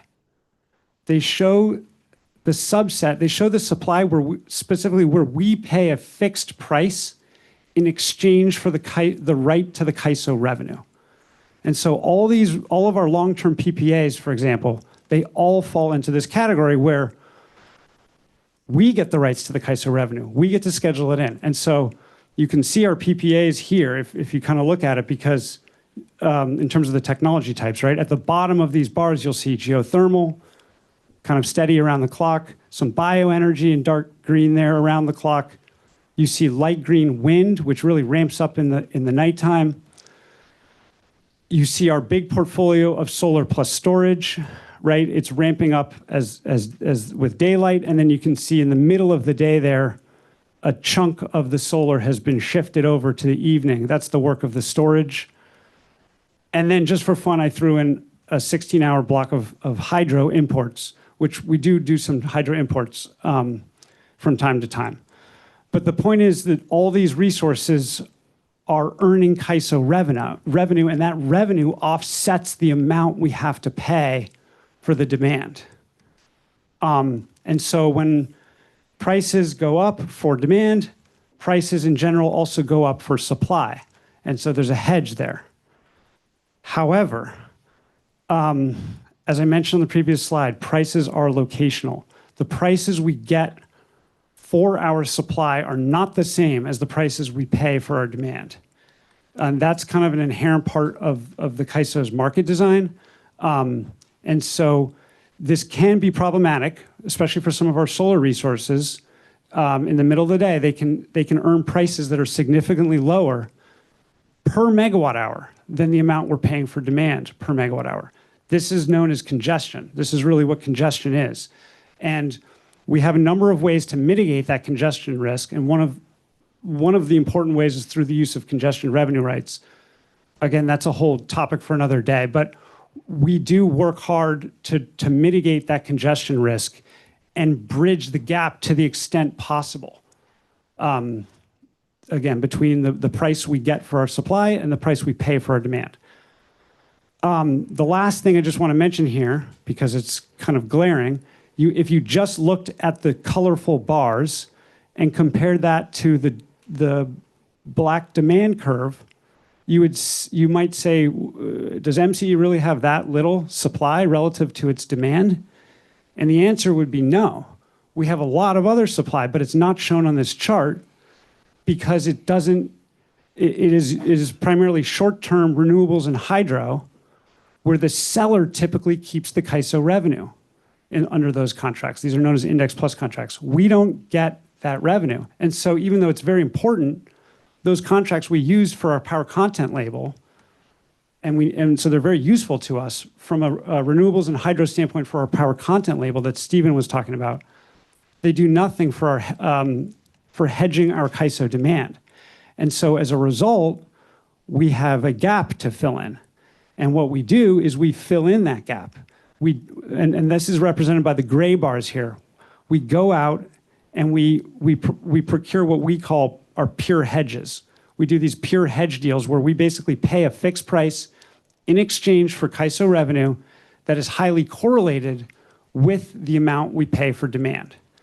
And so these hedges, these pure hedge deals that we do, they're not perfect, and they also come at a cost. Like any insurance or hedging product that you're familiar with, there is a cost to it.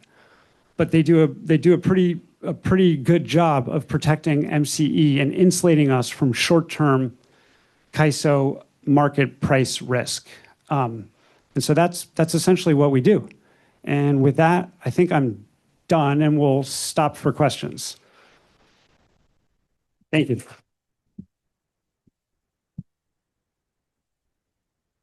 Well, thank you so much for that presentation. I just want to share that during lunch, staff will still be here if there's any detailed questions, and then we'll also have breakout sessions as well.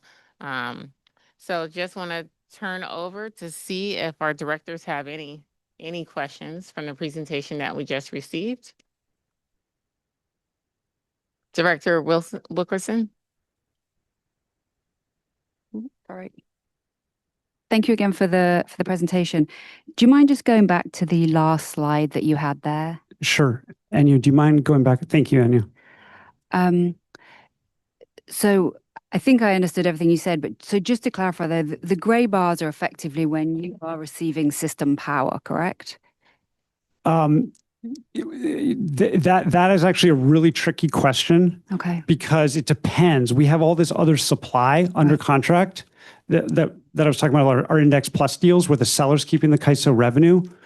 And I don't have mapped here when those resources are producing. They might be producing. Right. You see what I'm saying? We don't know that would be a very complicated analysis to show when those resources are generating. As you say, they're supplying it into KISO, not you. So technically that system power that you're receiving, even though you're getting the rec from the Index Plus deals, correct? Well, if they are a renewable deal.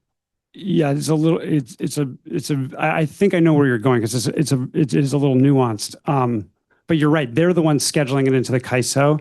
And because of the nature of our contracts, we don't necessarily know in advance when exactly they're going to be scheduling it in because they're allowed to schedule anytime during the calendar year. So yeah, if they're not scheduling in hour ending 2, for example, on this slide, then yes, our supply would be our total clean supply would be less than our demand. Absolutely, yes, and therefore we would be relying on system power. Right, and are most of the Index Plus deals they're all renewables, or you have those for hydro as well? For hydro as well. Yeah. But what it does mean, because I always go back to this hourly accounting issue that we're moving forward to, which is that all those hours in the evening when you are likely exposed to system power, that's essentially natural gas or imports, correct? Which are mostly natural gas as well. Yeah, there's definitely a fair amount of gas on the system for sure. Right, and so what the fix for floating swaps do effectively is for all of those gray bars, you're effectively locking in a price to protect you in the KISO. Okay, exactly. That makes sense to me. Thank you so much. Thank you. Any additional questions from directors? Oh, Charles, director. Thank you. And thank you for your presentation. What policy, if any, can we advocate for to reduce the need for that pure hedging that on that last slide? Well, thank you for asking that question because I think I probably should have mentioned this, but as we continue to build a portfolio of long-term PPAs, right? And our long-term PPAs are solar, wind, storage, geo primarily. As we do that, we will need fewer and fewer of these pure hedges, right? Because those PPAs will give us the colorful bars that I showed on the chart. They will give us that hedging as well. Yep. So that's one answer to your question. I'm not sure if yeah. Director Darling. Okay, and so just to make sure we're all on the same page, one of the things we've been doing with the requirements for storage, with the investments in geothermal and the other energy sources is trying to get more colorful bars in the evening when the cost is high. Exactly. That is a long-term strategy we've been pursuing. Yes. To decrease the overall cost to our customers. Yes. Okay. And protect us from long-term volatility. Yeah. Yeah. All right. Thanks. All right. Sorry. Director Toms.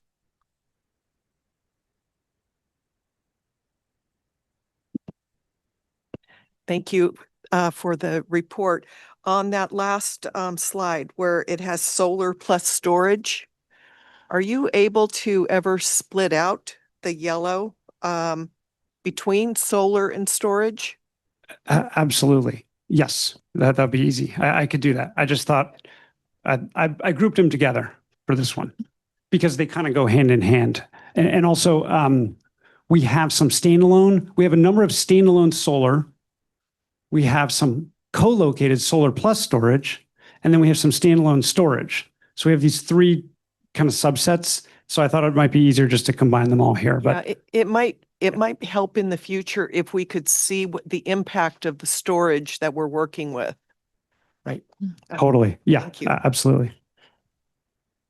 Thank you, Director Toms. Director McCormick? Yeah, I'd like to echo that. I think because I think if we're looking at what the investments are in the future, I mean, I think we kind of heard, oh, there's a lot of solar or too much solar, or so the cost of the incremental value of additional solar panel in the middle of the day is not that interesting. But it's all about the batteries, right, and the storage. And so so I think it'd be nice to see. I mean, if we're looking at as Director Darling was saying, if their goal is to get more yellow, or what you've grouped as yellow, really, if we looked at a future graph, we'd want to see a lot more storage kind of powering the grid, right? And this would be a interesting thing, because I look at this graph, just looking at the gray, thinking, oh, wow, there's so much opportunity we've got. We can't quite meet the needs with what we have, and so our strategy is there's a new color for storage. We'd love to see that number go up over time, right? Yeah. Thank you. Absolutely.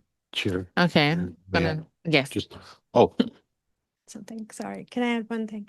So I think when we talk about those pure hedges, and I know a few of you had questions about system power, one thing to note is that the state policy is already driving emissions down for system power. So we have, a 60% renewable target for the state by 2030.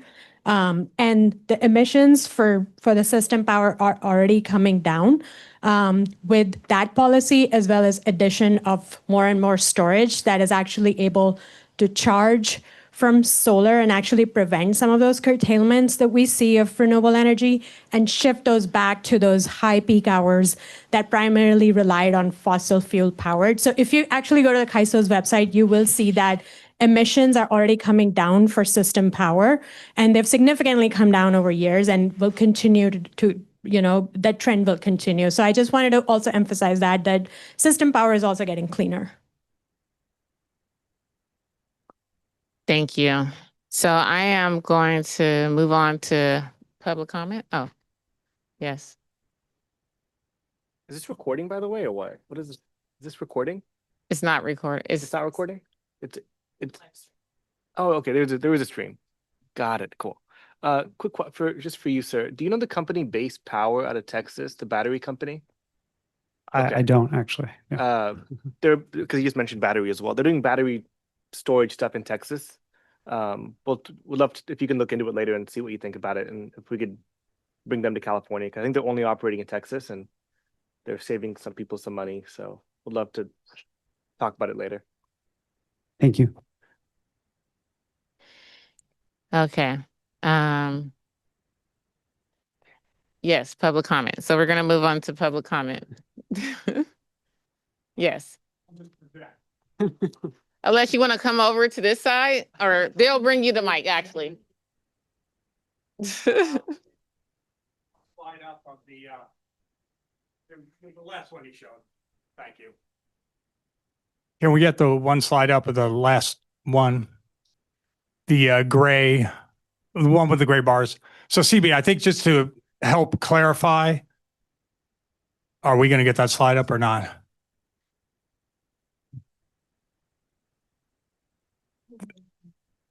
Okay. Oh, good. The gray bars then are the financial hedges, right? When you look at that, that's the financial piece. But if we shift to the product content label piece, it would be helpful to kind of see that chart of, okay, here's I know it's on an annual basis, not hourly, but it'd be great to see a chart of, okay, here's the fixed price PPAs. And then, okay, here's the index plus where we don't get the CAISO revenue. So we're buying the attribute only. And then here's how we get up to the 72% or whatever we are. And then also show, okay, and then here's how we go from 72% to either the 95% GHG free by doing the index plus hydro, right? Buying the attribute only, not getting the CAISO revenue. I think it'd be good to see those charts, so then the board could kind of see, oh, I see how we did it. We had this much in fixed price PPAs. We had this much index plus that was buying attribute only, PCC1, and then we had this much index plus buying the rest hydro to get up to the carbon free of 95 to 100. Is that possible to do that type of graph, or?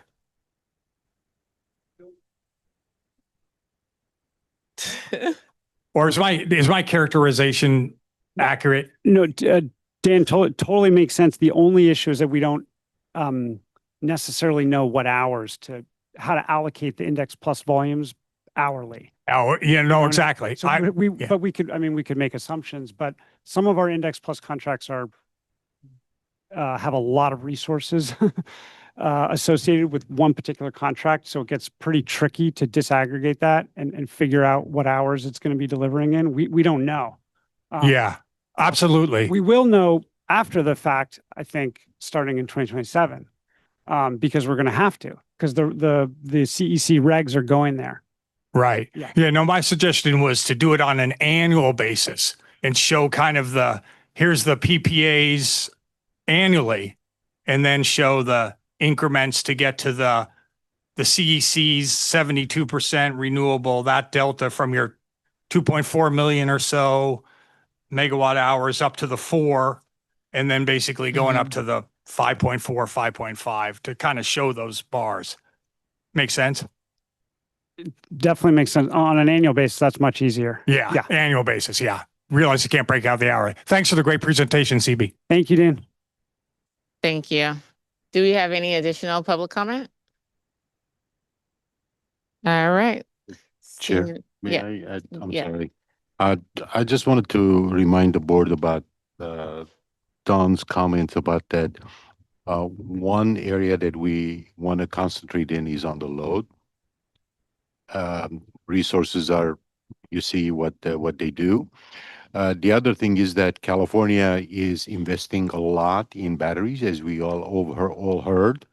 But the ISO already made a prediction that there will be not enough generation out there to charge all these batteries. At the beginning, about 10 some odd years ago, when solar panels started coming in, nobody saw that solar will be curtailed because there's not enough load and not enough transmission to absorb that generation. And there's about 8,000 megawatts of solar being curtailed in the middle of summer.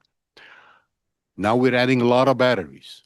And Director Sando will look at whatever Texas may have, but it's a lot of work to be able to be approved to come to business in California. We have done several, but we haven't heard about that one that you just mentioned. But as California is doing a lot of investments in batteries and not building thermal resources, don't shoot the messenger. I'm just making a statement. Would we all believe in climate change, not raining when it's supposed to rain, not snowing when it's supposed to snow, what have you, with hydro conditions in the state of California? ISO already predicted there won't be enough energy to charge the batteries to generate at nighttime. So this is another challenge we are facing. So it's not an unlimited resource. We already have about 10,000 megawatts in batteries that most of the time they cycling every day, twice. Almost most of the warranties that come with batteries, they allow you to cycle one time a day maximum. So people are needing to invest more in the significantly depreciated assets because the warranty will expire. You're charging and discharging too many times. So unless you own it and you don't care about the warranty, that may be an opportunity to do business. So anyway. Vicky, can Thank you. following up on that, I know that for California, we can't produce new nuclear, but can you import, if other neighboring states are, building SMRs, can you import that nuclear energy? Because that's straight base load. When I think you can, yes. You can't import coal. That's against the law. But nuclear, yes, that can be. But it depends on who in California would buy nuclear. Like as a market purchase. That's Okay, the biggest limiting factor. If we do get to this weird situation where neighboring states do start producing a lot of new nuclear and we don't, that would seem if the only strategy is batteries right now, then coupling that with trying to import some nuclear would make some sense. Could be. Just on another note, LADWP is investing in massive salt mines in Utah that like tens of thousands of megawatts capability for the west-wide region. So investors are thinking about such investments. Yeah. Thank you. All right, so we're gonna move on to item number 8. That's our last item before lunch. I'm assuming this item will take between probably about 20 to 30 minutes with Q&A, depending on how fast we move along. But just a reminder, staff is gonna hang around so you can ask questions, and then also during the breakout sessions as well. All right, so item number 8 is using virtual power plants to decrease volatility and risks in MCE's power supply. And I'll turn it over to our VP of Technology and Analytics to be introducing this item. I'm sorry, I'm gonna kick this off. So in case you don't know, I'm Vikin Kasarjian. I'm the CEO of MCE, and I just as a brief introduction, next June will be 40 years that I'm in this business. So I don't know how 40 years went by, but just wanted to share that with you. When Director Darling mentioned DWR, it just dawned me to mention that I was at DWR, and Director Kennedy and Division Chief Viju Patel appointed me to be on the WEPEX process. That's the Western Area Power Exchange that worked for 2 years to write AB 1890 that created the California ISO and the California Power Exchange. So after that, I started working at the ISO. So basically, I knew that there was something wrong, and I needed to go to my CEO, Kellen Flukiger, at that time, when my market operator, day-ahead market operator, that CB explained us really well, he told me, he goes, Vikin, we just spent $2 billion to close the day-ahead market for day after tomorrow, which usually would have been those days a couple $100 million. It was over $2 billion. That makes it $700-800 billion in a year if that continued. So that's when the market meltdown then happened. The start of the market meltdown happened, and some of those load forecasting limitations and generation limitations that CB shared also are the fruits of the market meltdown, because at that time ISO did not have any regulation that said we needed to load forecast and have mandatory bids. So I started in market operations at the California ISO, and then when they went sideways, I was put into coordinated operations to balance between reliability and markets, how they can co-depend on each other. But afterwards, I ended up running the single largest forensic audit for the Western United States to help create the federal case to have a settlement for the issue in California. So we have a wonderful presentation for you, and I know I'm between your all lunch and this, so I'll hurry up.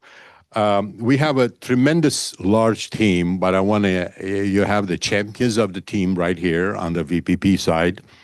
We're going to start with Alexandra, then go to Chauveau, and then go to Sam. I just want, for the heck of it, I want to mention that we have a tremendous resource pool of contractors as well.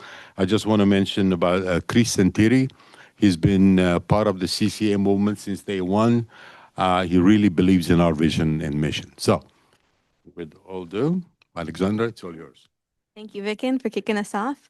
And good afternoon, everyone. I'll take a moment. This presentation is going to be about balancing. That's your spoiler alert. So if you want to stand up and do a little bit of balancing, a little stretching, we totally understand. It's been a couple decks already, so feel free to take a little stretch. Keep yourself balanced too, as we talk about balancing the grid. So I don't have as many years under my belt as Vicken, just a mere 10, coming up on 10 here in the CCA world. But it has been my pleasure to work for your communities for those 10 here at MCE, just about. I have translated for your Spanish speakers. I have been to your council meetings. I have enrolled some of your communities at MCE. And even written some academic articles talking about CCAs and how CCAs can be built up in other states as well. But today's presentation is going to focus on technology and innovation. And so I've got two of my teammates here to talk with us. We're going to balance it out between all three of us. Just wanted to do a little intro on how I came to MCE, and I'll look forward to telling you more about the community story in just a moment. So let me hand it to Shuvo. I think his bio is next. Thank you, Alexander. I'll try to keep mine as short as possible. My name is Shuvo Chaudhary. I look after MC's technology and analytics department. Anything that's kind of data related, usually my team helps out on. My background, I kind of bounced around a bit, utility, hedge fund, developer, and a bunch of other places. Actually worked in R&D for a bit. So I also serve as an expert on some of the initiatives that MCE is working on in VPP. I'm looking forward to speaking with all of you on VPP-related matters today. I think Sam is next. Hey, everybody. I'm Sam Irvin, new member of the Strategic Initiatives team, but not necessarily new to the initiatives MCE has been working on. Prior to joining MCE at the end of last year, I worked on our Richmond virtual power plant pilot, working for our local nonprofit partner, the Zini Alliance, where I led our Richmond pilot of the virtual power plant. And prior to that, have worked around CCAs, local government solutions to distributed energy resource deployment, finding ways to kind of bring in community stakeholders to be part of the clean energy transition where they've been historically left behind. My background is in environmental science, public administration. I have an MBA from Presidio Graduate School, but I'm really passionate about seeing how the clean energy transition is taking place, in part because of our municipal efforts, our public interest. And I think that strong public-private partnerships are like key to those solutions that we're seeing. So CCA has become a really welcome home for me in my career. So I'm glad to be here today. Yeah. Thank you so much. Enya, can we start the presentation, please? All right, so what you've heard of a lot today is what's happening on the utility scale side of the grid. Big solar, hydroelectric, geothermal. Director Perret, so glad you latched onto geothermal. That's an exciting new technology that's getting a lot of interest these days. I do want to, we're going to switch gears in this presentation though. We're going to focus on more of what CB was calling the demand side, the load side, the customer side, your home, your business, your car side. All right, so we're going to switch from utility scale, large centralized build out to talking about decentralized technology. As a side note, the small is beautiful philosophies of the 70s when renewables were coming onto the grid en masse, like Kate Sears was talking about with the White House putting up panels. A lot of that is coming back to us today, but in the form of flexibility. So not necessarily just small scale power generation, but also how do we have small scale flexibility? How is your refrigerator providing a small scale benefit to the grid? How can your water heater provide a small scale benefit to the grid? So we want to refocus on the customer objectives here. You're going to hear about the virtual power plant, and we'll have plenty of technological know-how on how that works and how it interfaces with the grid. But for the customer perspective, for your constituents' perspective, when they come to you saying, I don't know what a VPP is, I like, what, how does that benefit me? This is your slide. Put this one in your back pocket, please. All right, so electrification. How do we electrify the gas that's in the built environment, right? Your stoves, your water heaters. If we can get more of these devices electric, which we can do by using MCE's existing portfolio of great customer programs. As you know, we've run programs for more than a decade now. How can we use those programs to modernize the built environment, get more of that gas out of the system while we're modernizing homes and businesses, keeping the air quality good because you're not burning gas inside of your home, You're also improving air quality outside of the home, because when this is successful, you're reducing the demand on the grid during the times of day where otherwise peaker plants, the natural gas peaker plants that only come up on during the peak of demand, that's why they're called peakers, would otherwise be dispatched. Or diesel generators. How are we replacing the need for these fossil resources with something clean and flexible? If you can create flexibility in your home, in your business, you can also tap into bill savings, which we'll talk about shortly. But there are times of the day that are more expensive than others. We know this. Can we shift your demand during those peaky, more expensive hours into less expensive off-peak hours? Because that provides a bill savings to you. Also, by creating flexibility in your home, we will be sharing how that creates benefit to MCE. MCE will share that benefit back down to the customer. So not only have you shifted into a more optimal time of day to consume, but also you can be compensated for the flexibility that you have created in the process. We'll talk about that shortly. Also, because all of our communities are very different, each of our households are different, I have a very different setup than my neighbor.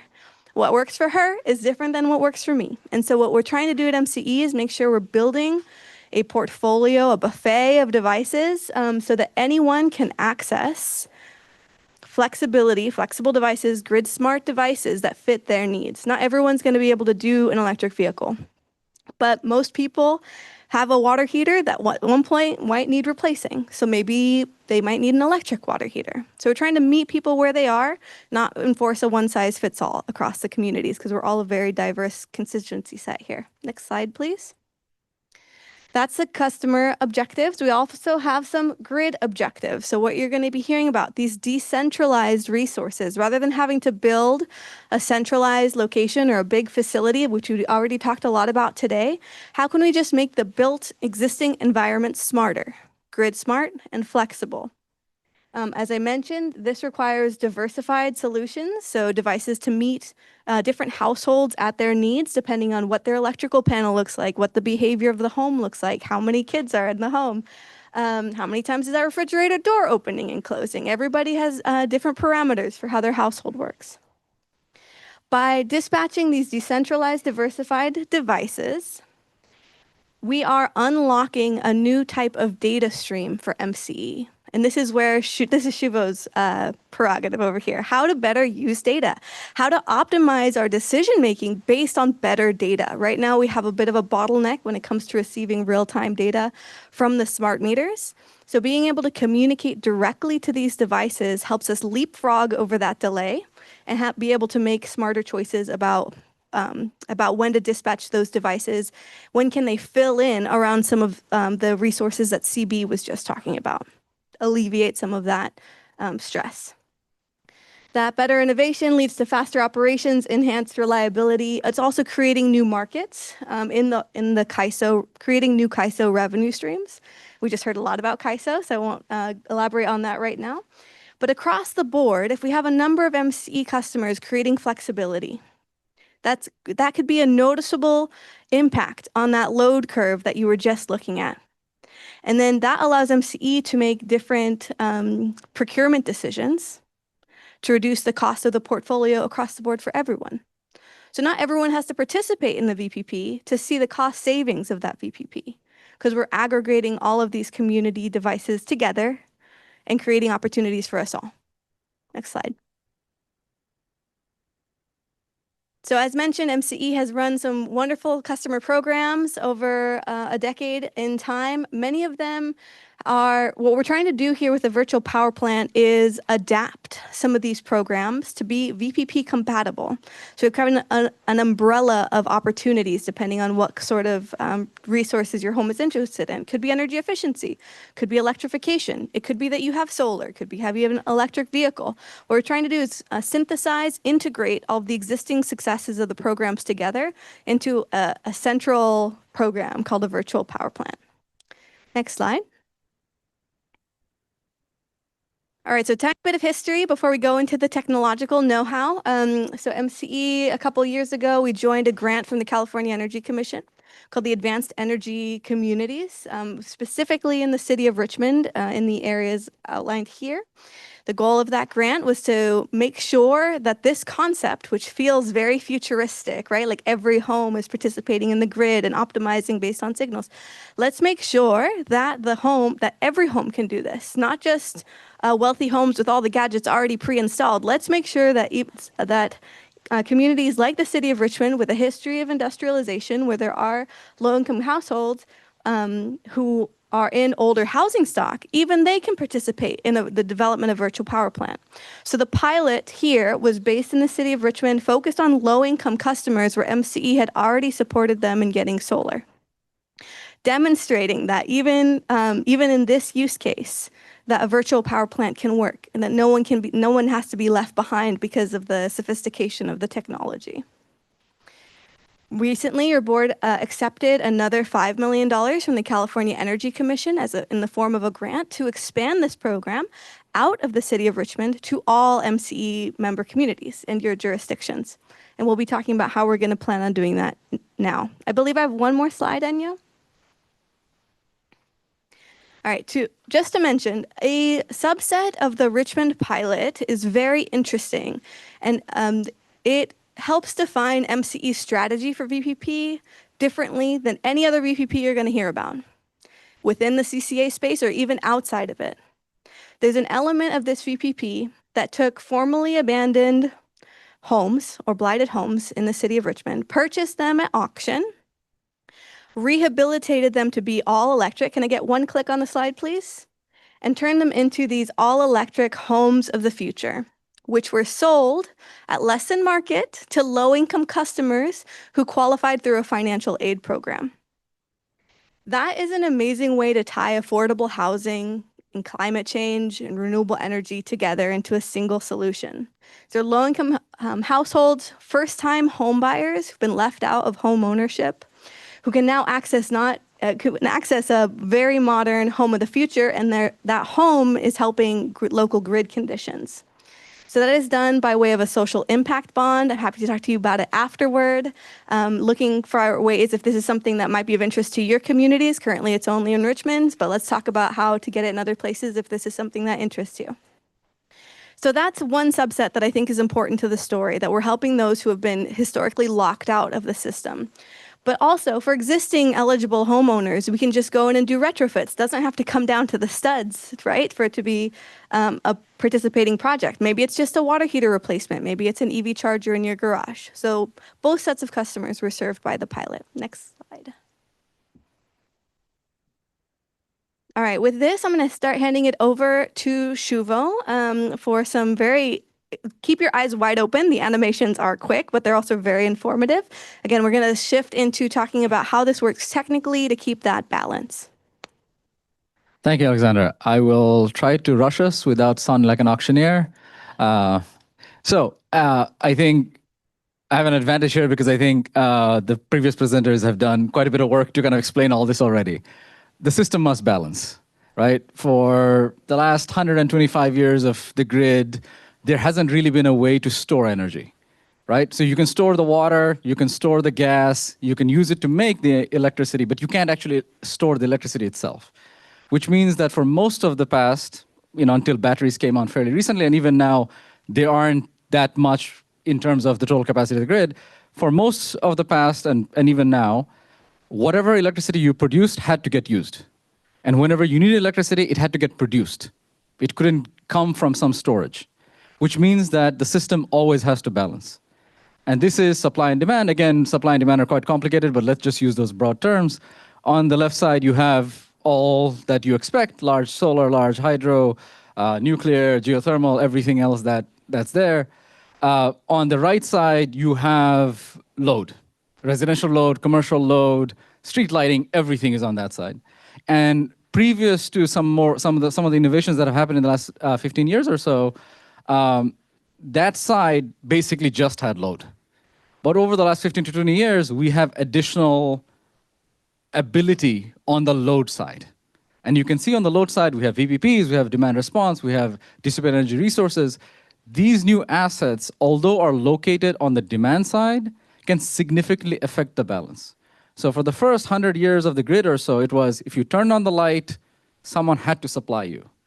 Now, if you turn on the light, we might get it from a battery. Or someone may have turned down a thermostat so you can turn on a light. So there is some work being done and a lot of work being done on the demand side to kind of keep this balance. And again, this balance is very delicate. It has to be balanced under at least every 4 seconds and probably a lot more than that. And it can only really move out of balance by about 0.5% before bad things start happening. So because of how critical this is, obviously, and you know, my previous presenters have kind of talked about the fact that the way the balance is kept is the CAISO has a finger on the balance itself. So they make sure that this balance happens. And by providing services on the demand side, we can help keep this balance, but we can also monetize that service of keeping that balance. And therefore, at least reduce cost, increase savings, or actually create new revenue streams. Next slide, please. Okay, so just from very basics. The grid is very complicated. However, most of it consists of 3 basic parts: generation, distribution/transmission, and then the customer themselves. So the load or the demand, right? 3 parts. We are talking about virtual power plants. So it begs the question, what is an actual power plant, right? So let's talk about an actual power plant. Advance the animation 1, please. So an actual power plant is constrained by physics. It is only so big, it only has this much fuel, it only has a certain rating. These constraints provide the ceiling of what you can do with a power plant. Advance 1, please. A real power plant is also constrained by economics. You're not going to run a power plant if it doesn't make money. That and additional items. You know, a power plant might have a total amount of GHG it can emit in a year. If you come up against that limit, you might not be able to run that power plant anymore. You know, there are other limitations around those. That sets the floor of what a power plant can do. In addition, please advance one more, the animation. There are a bunch of other constraints, market rules, compliance, and a bunch of other things, and those set the walls of what a power plant can and cannot do. I explain this as something that you keep in your back pocket because it will come back later when I talk about actual virtual power plants. Can we go ahead, please? Next slide. So that picture and this picture are exactly the same picture, except this is top down and that was left to right. In this image, the distribution side, our customers, is all blown up. So you can see this commercial, residential, transportation, everyone who uses electricity is at the bottom there, right? In a very large way. At the very top, you have the actual generation, and in the middle, you have the transmission and distribution systems. The issue is this, that because a lot of electricity flows in transmission and distribution, in transmission and at generation, it's like a highway. There are cameras all over the place. We know exactly what is happening all the time. Distribution, on the other hand, there is 10 times more distribution than there is transmission, right? Because there's a lot more smaller roads than there are highways. But those smaller roads transport a lot fewer people. In the similar way, the smaller lines transport a lot less electricity, which means there's a lot less money flowing through the poles and wires in front of your house versus the very big transmission lines that are going across, which means it's usually not cost effective to put as many monitoring devices on those distribution systems. Advance 1, please. So what that means is there is a bit of a haze on exactly what is going on in distribution. And the example I'll give here is this, that you really can't afford another parking ticket, another speeding ticket. You're on the highway, you're driving your car, and it doesn't have a speedometer. So you know how fast you should not go, but you don't know how fast you are going. So any rational person in that position, what do? They say, okay, you know what? Speed limit's 65. I think I'm going 55, but you know what? I'll just go 5 less than that, just to be sure I don't get that speeding ticket. And that's what we do today. We tend to run our distribution systems at a much lower capacity than we could if we knew exactly what was going on there. There is hidden capacity in the distribution grid that we do not currently use or utilize fully because we don't have real-time situational awareness of our distribution grid. And this comes from the lack of sensors and the expense of those sensors and lack of investment in that distribution grid. One more forward, please. So let's take not a typical house, but let's say a house with a lot of DERs, right? And this is a representation, obviously. Most homes don't have all of these, but homes have some of these and, quite a few of these nowadays, right? Sorry? Distributed energy resource. Yes, that's a DER. So, there's a water heater, air conditioner, a thermostat, electric vehicle, a battery, solar, a bunch of this, right? Advance one, please. There is a lot of data coming out of all of these assets. Oh, sorry, yeah. There's a lot of data coming out of these assets. But today, that data is mostly stuck inside those devices. Please advance one. And a lot of the times, we do have systems where the data does come out, but it kind of lands in someone's cloud. It's in Tesla's cloud, or it's in Ecobee's cloud, somebody's cloud. But MCE doesn't really get to see it. Advance one, please. Now, one thing we do get to see is we get to see what happens out of the meter. Advance one, please. However, because of the way that traditional meters work, that data doesn't actually come to PG&E for at least 24 hours and sometimes 72. It doesn't come to MCE as a billable quantity until up to 30 to 40 days later. So it's like you have driven on the highway, you have come back home, you have gone on vacation, came back, and then you see the speeding ticket, right? That's the issue we're facing. Advance one, please. So the idea of the MCE VPP is, through devices like our HAN device, which is the home area network device. Advance one, please. What we do is we take all of this data and we try to bring it into a central hub at our MCE VPP DERM system, our Distributed Energy Resource Management System. Advance one, please. And through bilateral contracts with third parties, we can actually bring their data in as well. And the question becomes, now that you have all of this data, what do you do with it? We do actually something very, very similar to what the CAISO does. We find what is the best way to deploy these resources based on forecasts and based on the demand that our customers are putting up at that time. Advance one, please. And what that does is it brings our customers much closer to us. So here you can see, normally customers are all the way at the end, and we have to go through multiple layers in order to get to our customers and understand what they're doing in real time. And what this allows us to do is view our customers in real time. Advance one, please. So once we take all of this data, we churn it, and we figure out what is the best thing to do. And then we send that information back as an instruction set. Advance one, please. That instruction set can go from very complex instructions like, hey, don't discharge the battery until this time and make sure you only discharge at 2 kilowatts for the next 4 hours, or something very simple like, hey, turn off your air conditioner for the next hour, or turn down your air conditioner for the next hour. And those instruction sets can affect change in real time. And the thing is, advance one, please. As that change is affected, we actually get data back from the system.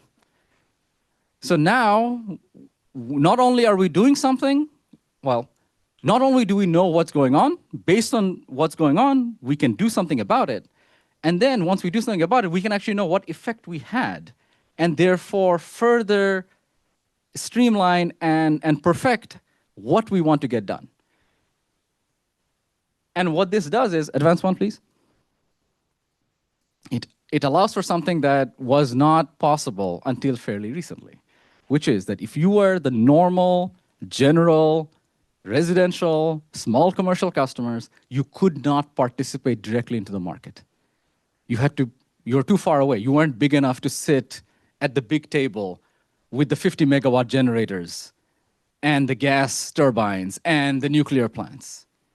What this allows MCE customers to do is participate in the market. What we're doing here is we're lowering the barrier to participation and increasing the ability of these assets to actually provide services that they could not before and utilize them at a much more flexible and capable capacity than we could before.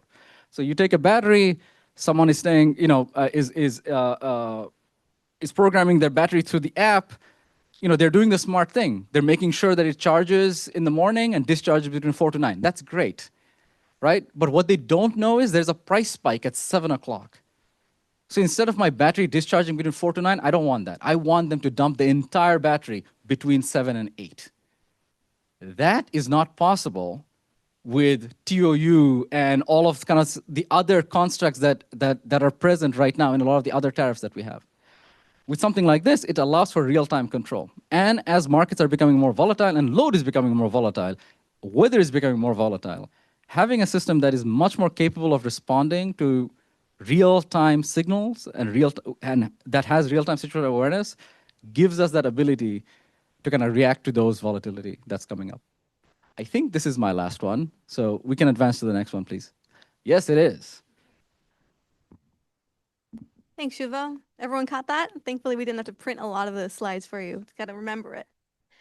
Okay, so that's what's possible, right? And I love working on a team where we're always asking what's possible and kind of pushing the idea forward. But now, what's feasible in the short term for the customers? There are 3 use cases that we're building the system to perform to.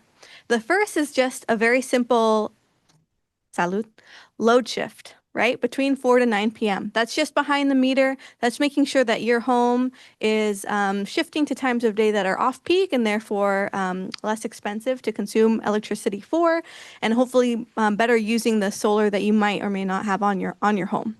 That's just behind the meter stuff, helping you as an individual. The second use case is market participation. So after all those coins and information was going back and forth, finally you unlock that little purple box on Shubha's slide saying, finally you can access the markets, right? So use case 2 is where you're aggregating this capacity across all the communities, and you have a bid of capacity that's large enough to put up into the CAISO markets and offer and to request a compensation if the CAISO were to pull on it. And that allows us to schedule those devices in an energy block to participate in those in the day-ahead market or day of energy procurement. So that has financial implications, financial benefits that could flow to MCE back down to the participating customer who provided the resource to begin with. And the third use case has to do with outages and PSPS events. Part of MCE's commitment to resiliency was born out of those PSPS events that we saw for 5 or 6 years ago, where many of our communities were without power for multiple days. So we want to make sure that resiliency is an element that's baked into these devices as well. So in that case, if we know that there's an incoming PSPS event, we get notified by PG&E that there's a high wind event and a high fire threat district. They're going to shut down the power in some of our communities. We can say, participants of the VPP in those communities, please, we're going to charge your batteries to full. We're going to get you as close to 100% locked in as possible. So when that outage comes through, you self-provide, you self-generate, you have a little island of power to make your way through that outage. Those are 3 use cases. Next slide, please. So what does this actually mean? We talked about the size of what it means to procure hydro and geothermal and these large wind contracts and PPAs. But what's already hiding in plain sight? What is the flexibility in the built environment already? So for reference, MCE's peak is 1,200 megawatts. But what's already out in the community? You can literally look out across Concord here and see a bunch of solar. You also see a lot of air conditioning on that building right there. How can we unlock some of the existing built environment to provide untapped kind of invisible flexibility that's already there? Just needs to be made smart. So when you look out at MCE's customer base, we have about 85,000 solar customers that collectively represent about 400 megawatts of potential production capability. These are conservative numbers for about 400 megawatts. Well, batteries are new to the market, but there's also an extreme demand for them, largely given the concern for outages. What we see right now is almost 20,000 battery customers representing about 100 megawatts of possible capacity that could participate in this program. And we also have EVs. EVs are growing. MCE's EV program has been very successful. That also represents about 500 megawatts of possible capacity to tap into for this program as well. Imagine if we had a power plant that just emerged, 500 megawatts right there. It's already out in the community. 100 megawatt of batteries is already out there. How can we incentivize coordinating those devices so they actually optimize MCE's portfolio as opposed to eroding away at it because we don't know what we don't have data connection to it currently. Next slide. All right, this is my last one, then I'm going to hand it to Sam. So we have been doing a little bit of testing on the devices that are currently enrolled in the VPP to make sure it all works. And I wanted to give you a slide. For some reason, that second curve looks like a leg to me. So every time I see it, I think about that Christmas movie with like the leg lamp. So that's, you guys can laugh with me. All right, so so what happens when you have devices out in the field, then we've sent them a signal to act differently. That red top line is how they were going to perform normally with no signal. That low blue line is how they performed after signal. That green in between is all of the energy that we shifted as a result of being smarter. We've helped them be more sensitive to the grid conditions. And the green is what is that invisible difference that we want to capture across the communities, because at scale that could be a significant contribution to the grid and to MCE. Next slide, please. Handing it to Sam. Thank you, Alexander and Shuvo. I will always follow you two into presentation because it's like a great level set. So we're coming out of a pilot phase in Richmond. Some of the results from that Alexander just talked about. And we're at a point where, because we have the benefit of additional funding from the state of California and the California Energy Commission, we have the chance to expand that throughout our whole service territory. This builds on some successes we had in the pilot, which is we were able to demonstrate communication of a diverse amount of devices in low-income communities from a diversity of households. In the pilot, we also included some commercial and industrial facilities as well. We were able to register those devices into PG&E's DRRS, or Demand Response Registration System. That helps us then do the bidding that we need to do to kind of get new revenue from these assets. We did a test event. You just saw some of those results. And interestingly and unique to MCE, we've done this with an open source software system, or district energy resource management system. This is a unique approach for virtual power plant because it means we're building the software to run inside MCE system. No other CCA is doing that, and it helps us get this enhanced situational awareness that Shuva's alluding to remove that haze that's over the distribution system.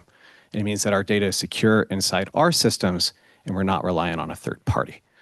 Our next effort is called VPP Flex. It's the funding for an additional kind of scaling of this effort.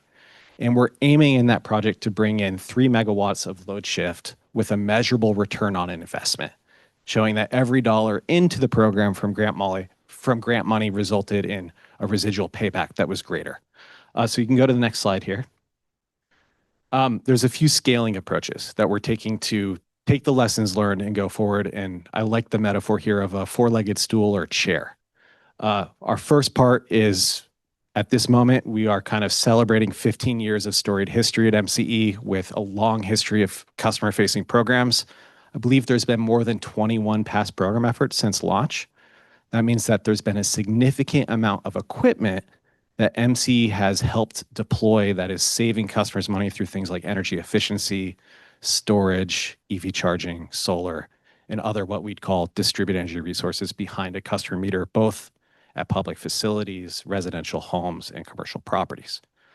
By adapting those programs to be part of the virtual power plant, we're granting enhanced visibility and load flexibility where they're only right now serving that first use case of energy efficiency or generation. We're getting enhanced capability of having and building on a past relationship.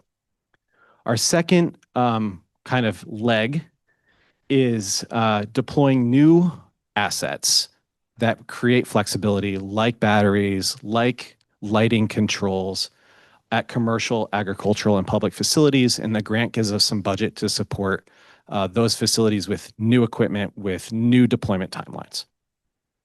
And then the third leg of the stool is there are assets out there, just like Alexandra said, looking out the window, that are owned by somebody else that MC did not touch.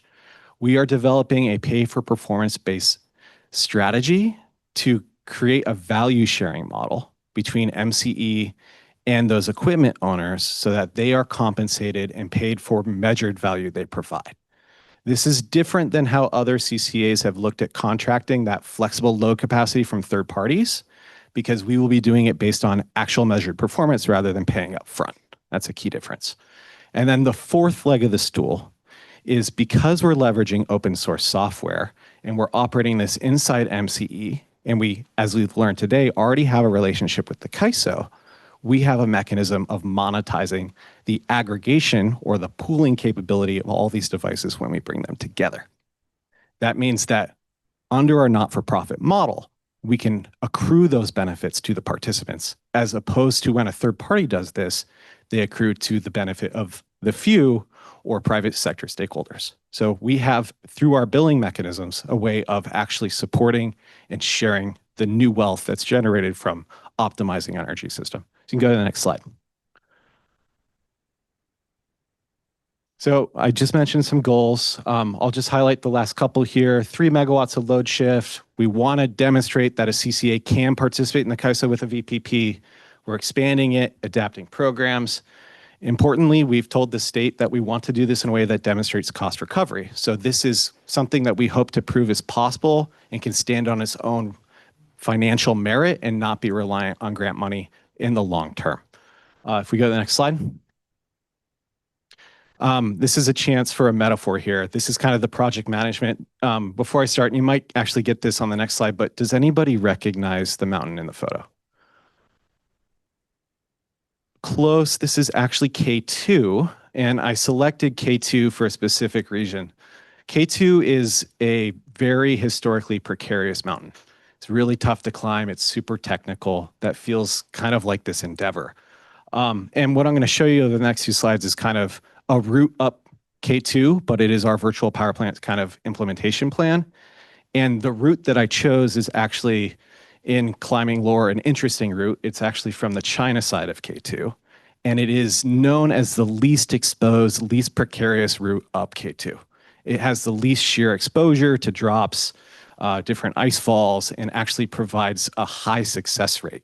So we're doing something really technical, but the story here is we want to be smooth operators along the way. So right now, in 2025, 2026, we've launched the grant.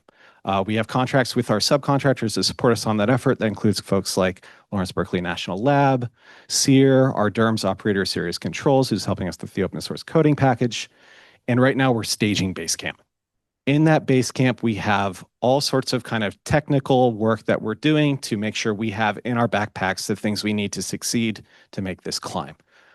We've conducted interviews with each of our customer program managers to develop an adaptation strategy for our programs, and we're identifying our needs and kind of what we need to make the ascent. So if we go to the next slide. In 2026, we're going to start kind of implementing those plannings, doing customer engagement, supporting new enrollments, making our systems work so that the data infrastructure that Shuvo shared is starting to actually have this two-way dialogue among integrated devices and our data systems at MCE. We're also bringing in new partners through a number of solicitations to design those who can help us implement and either do new installations or offer the services required to bring in capacity from third-party owned devices. And we are then going to bring our aggregation together and demonstrate enrollment in the CAISO system, coordinating with PG&E along the way. And ultimately, our summit is successful bidding of those assets and continued operations and optimization of the portfolio. And along the way, kind of creating these replicable standard operating procedures so that we have rolling offers we can extend to make it so that this can continue to grow and we can bring in additional capacity and load flexibility as a result. You go to the next slide. What does this look like for customers? So in the pilot, we demonstrated a number of on-bill compensation mechanisms for customers. They actually get credits if you're a residential or commercial participant. Residential customers are compensated based on the devices or the distributed resources that they have in their home. Each device type has like a price value menu, and they are eligible for up to $40 per month or $50 per month if they're a Care or Fairer customer. and that's calculated and run through our system, and it actually shows up on bill now. Our commercial industrial customers are also eligible to participate. That's capped at 300 per month for commercial and 750 for industrial, with a true-up period that offers potentially more value at the end of the year based off measured load modification event responses that they participate in. So we give them a base and a kicker at the end, kind of like how NEM would work is a good example of that. These costs are offset by the fact that we are using that aggregated capacity to help with our day-to-day operations and also through new revenue opportunities that become possible through things like KISO bidding. Go to the next slide. Eligible devices, this is kind of that list of menu for residential customers. This graphic was developed in the pilot to represent one of those retrofitted homes and what they were equipped with. Smart appliances, $2 per month. $5 per month for things like thermostats, mini split heaters, heat pump hot water heaters, $10 per month for EV chargers and smaller batteries, and $20 per month for larger batteries. These are possible to be changed. The board approved expanding this credit to the whole service area, so we can now use this outside of just Richmond. So this sets us up to create a compensation mechanism going forward for everybody involved. Go to the next slide. So I just want to wrap with kind of the long-term vision here and what the VPP represents. For me, I think it represents the chance to bring in the assets that are out there in the service area in a way that is coordinated, where they're just kind of operating day to day on their own. That helps us create a mechanism that we're able to share and empower residents and bring them along in the energy transition. We're able to stack incentives across our programs to make sure that we're bringing funding and financing opportunities to participants. And then also importantly, we're getting new data streams and a better kind of pulse on what's going on in our service area. That helps not just to monetize things, but helps us kind of get a new instrument or a speedometer, if you will, where maybe we're don't have as much visibility into the day-to-day operations of what's happening behind a customer's meter in the distribution system.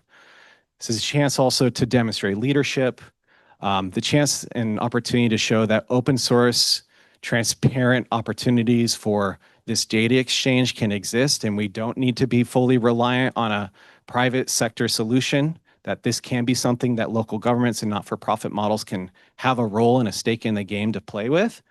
And it can help develop MCE as a thought leader in this space. So I'm really excited by what the VPP can do. The chance to really kind of expand it beyond Richmond, I think, is a pivotal moment to bring in this capacity, and it aligns with the volatility and kind of the uncertainty we're seeing in the industry, because we're able to have kind of a better sense of control and information coming to help staff and the board learn about what's really going on out there in the service area. So thank you for your time, and we're around for some questions as well. Oh, one note. Yeah. Thank you, Sam. Just one note, which is that this is a lot of information, a lot of oral information, some visuals.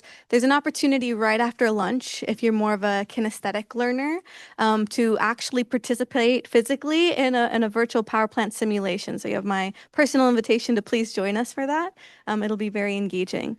Just wanted to make sure, Vic, and did you have a final word on VPP that you'd like to include? I'll say it from here. Thank you very much. You all did a great job. The most difficult part of this project is that, number one, we needed to find a way to bypass the PG&E meter, that we need to wait for like a month to get actual data that the customer needs to pay. We needed something to see what's going on at the site by the seconds, because we chose to take the path of no paper exercise, but actually to physically bid our virtual power plant to the ISO as an asset. So there's an oxymoron right there. We're converting a VPP to a physical asset. So those are two big challenges. The third one is, when everything works, we are working on creating a new cash flow to MCE, to its customers, and some service providers. So thank you very much. Great job. Thank you, Vic, and thank the whole team for their presentation. All right, we're gonna turn it over to see if our directors have any questions. Yes, Director Hoffman. All right, thought we were out of time. Don, do we have, yeah? Timeline Yeah. for expansion. The tariff is already expanded. And then as Sam showed up on the screen over for the next 4 years is where the bulk of that expansion will take place. Any other questions? Yeah. That was a great presentation. Thanks so much. My question is, who's coming up with the software, or how is this coming together? And when it does come together, who's paying for this? Yeah, so I think we started with a perpetual license to a software that was mostly developed, and now that the software is operating in MCE systems right now, we have a perpetual license to it. The IP portion of this is a matter of discussion that is happening right now. There, because it's grant funded, there are some other discussions happening there. In terms of cost, the software itself, if we were to try and purchase it as a cloud-based SaaS type platform, it would be definitely in the 6 to 7 figures. We've tried before. By building it internally, it is, I think, an order of magnitude lower than that. So that's kind of where we are. Most of the cost for this sort of operation is in the assets themselves, in the physical hardware itself, in managing the program, the incentives, all of these other parts. MCE actually has a fairly large footprint when it comes to data. So managing this amount of data is not a significant challenge for us. We manage the data of 600,000 customers, hourly billing on a weekly basis. So given those numbers, when you multiply them up, we operate in tens of millions of points per month. This will add probably millions of points per month. And it's something that we can handle in the amount of computation. And it will show up as a marginal amount. It will not show up as a magnitudinal amount. Hopefully that makes sense. Awesome. Any additional questions from directors before we move on? All right. Do we have any comments from the public? All right. Come on up. You want to take over the mic? Okay. I'm working over.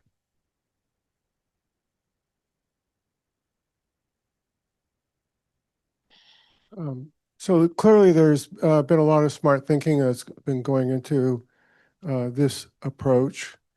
And my question is one of real scale.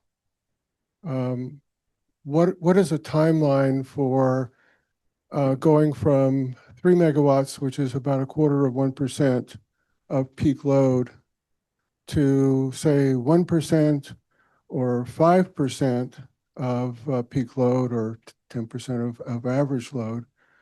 Do you have any sense of that going beyond 2028? What's possible? You talked about the opportunities being 1,000 megawatts. You're starting with 3 in the pilot phase. So what's possible after that?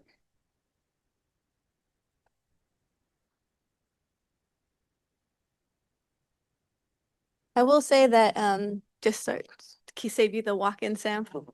I like how you think. You sound like our executive team. How can we get bigger, faster, but still stay smart, right? So right now we're building the infrastructure to facilitate the scale you're talking about.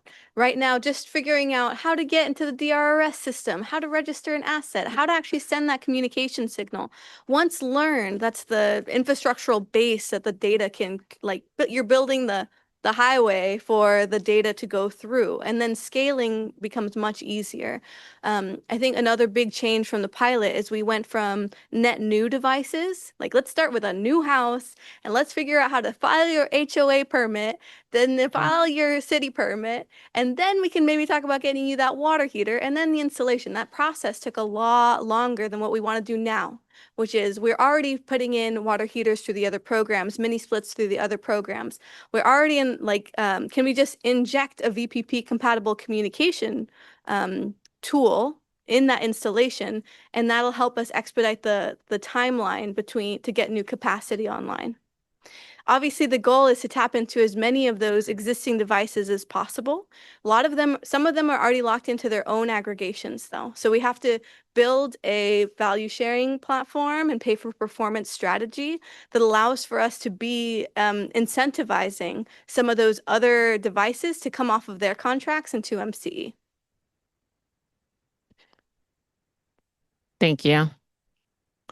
All right, so we are going to move on to lunch. And I know everyone is ready for lunch.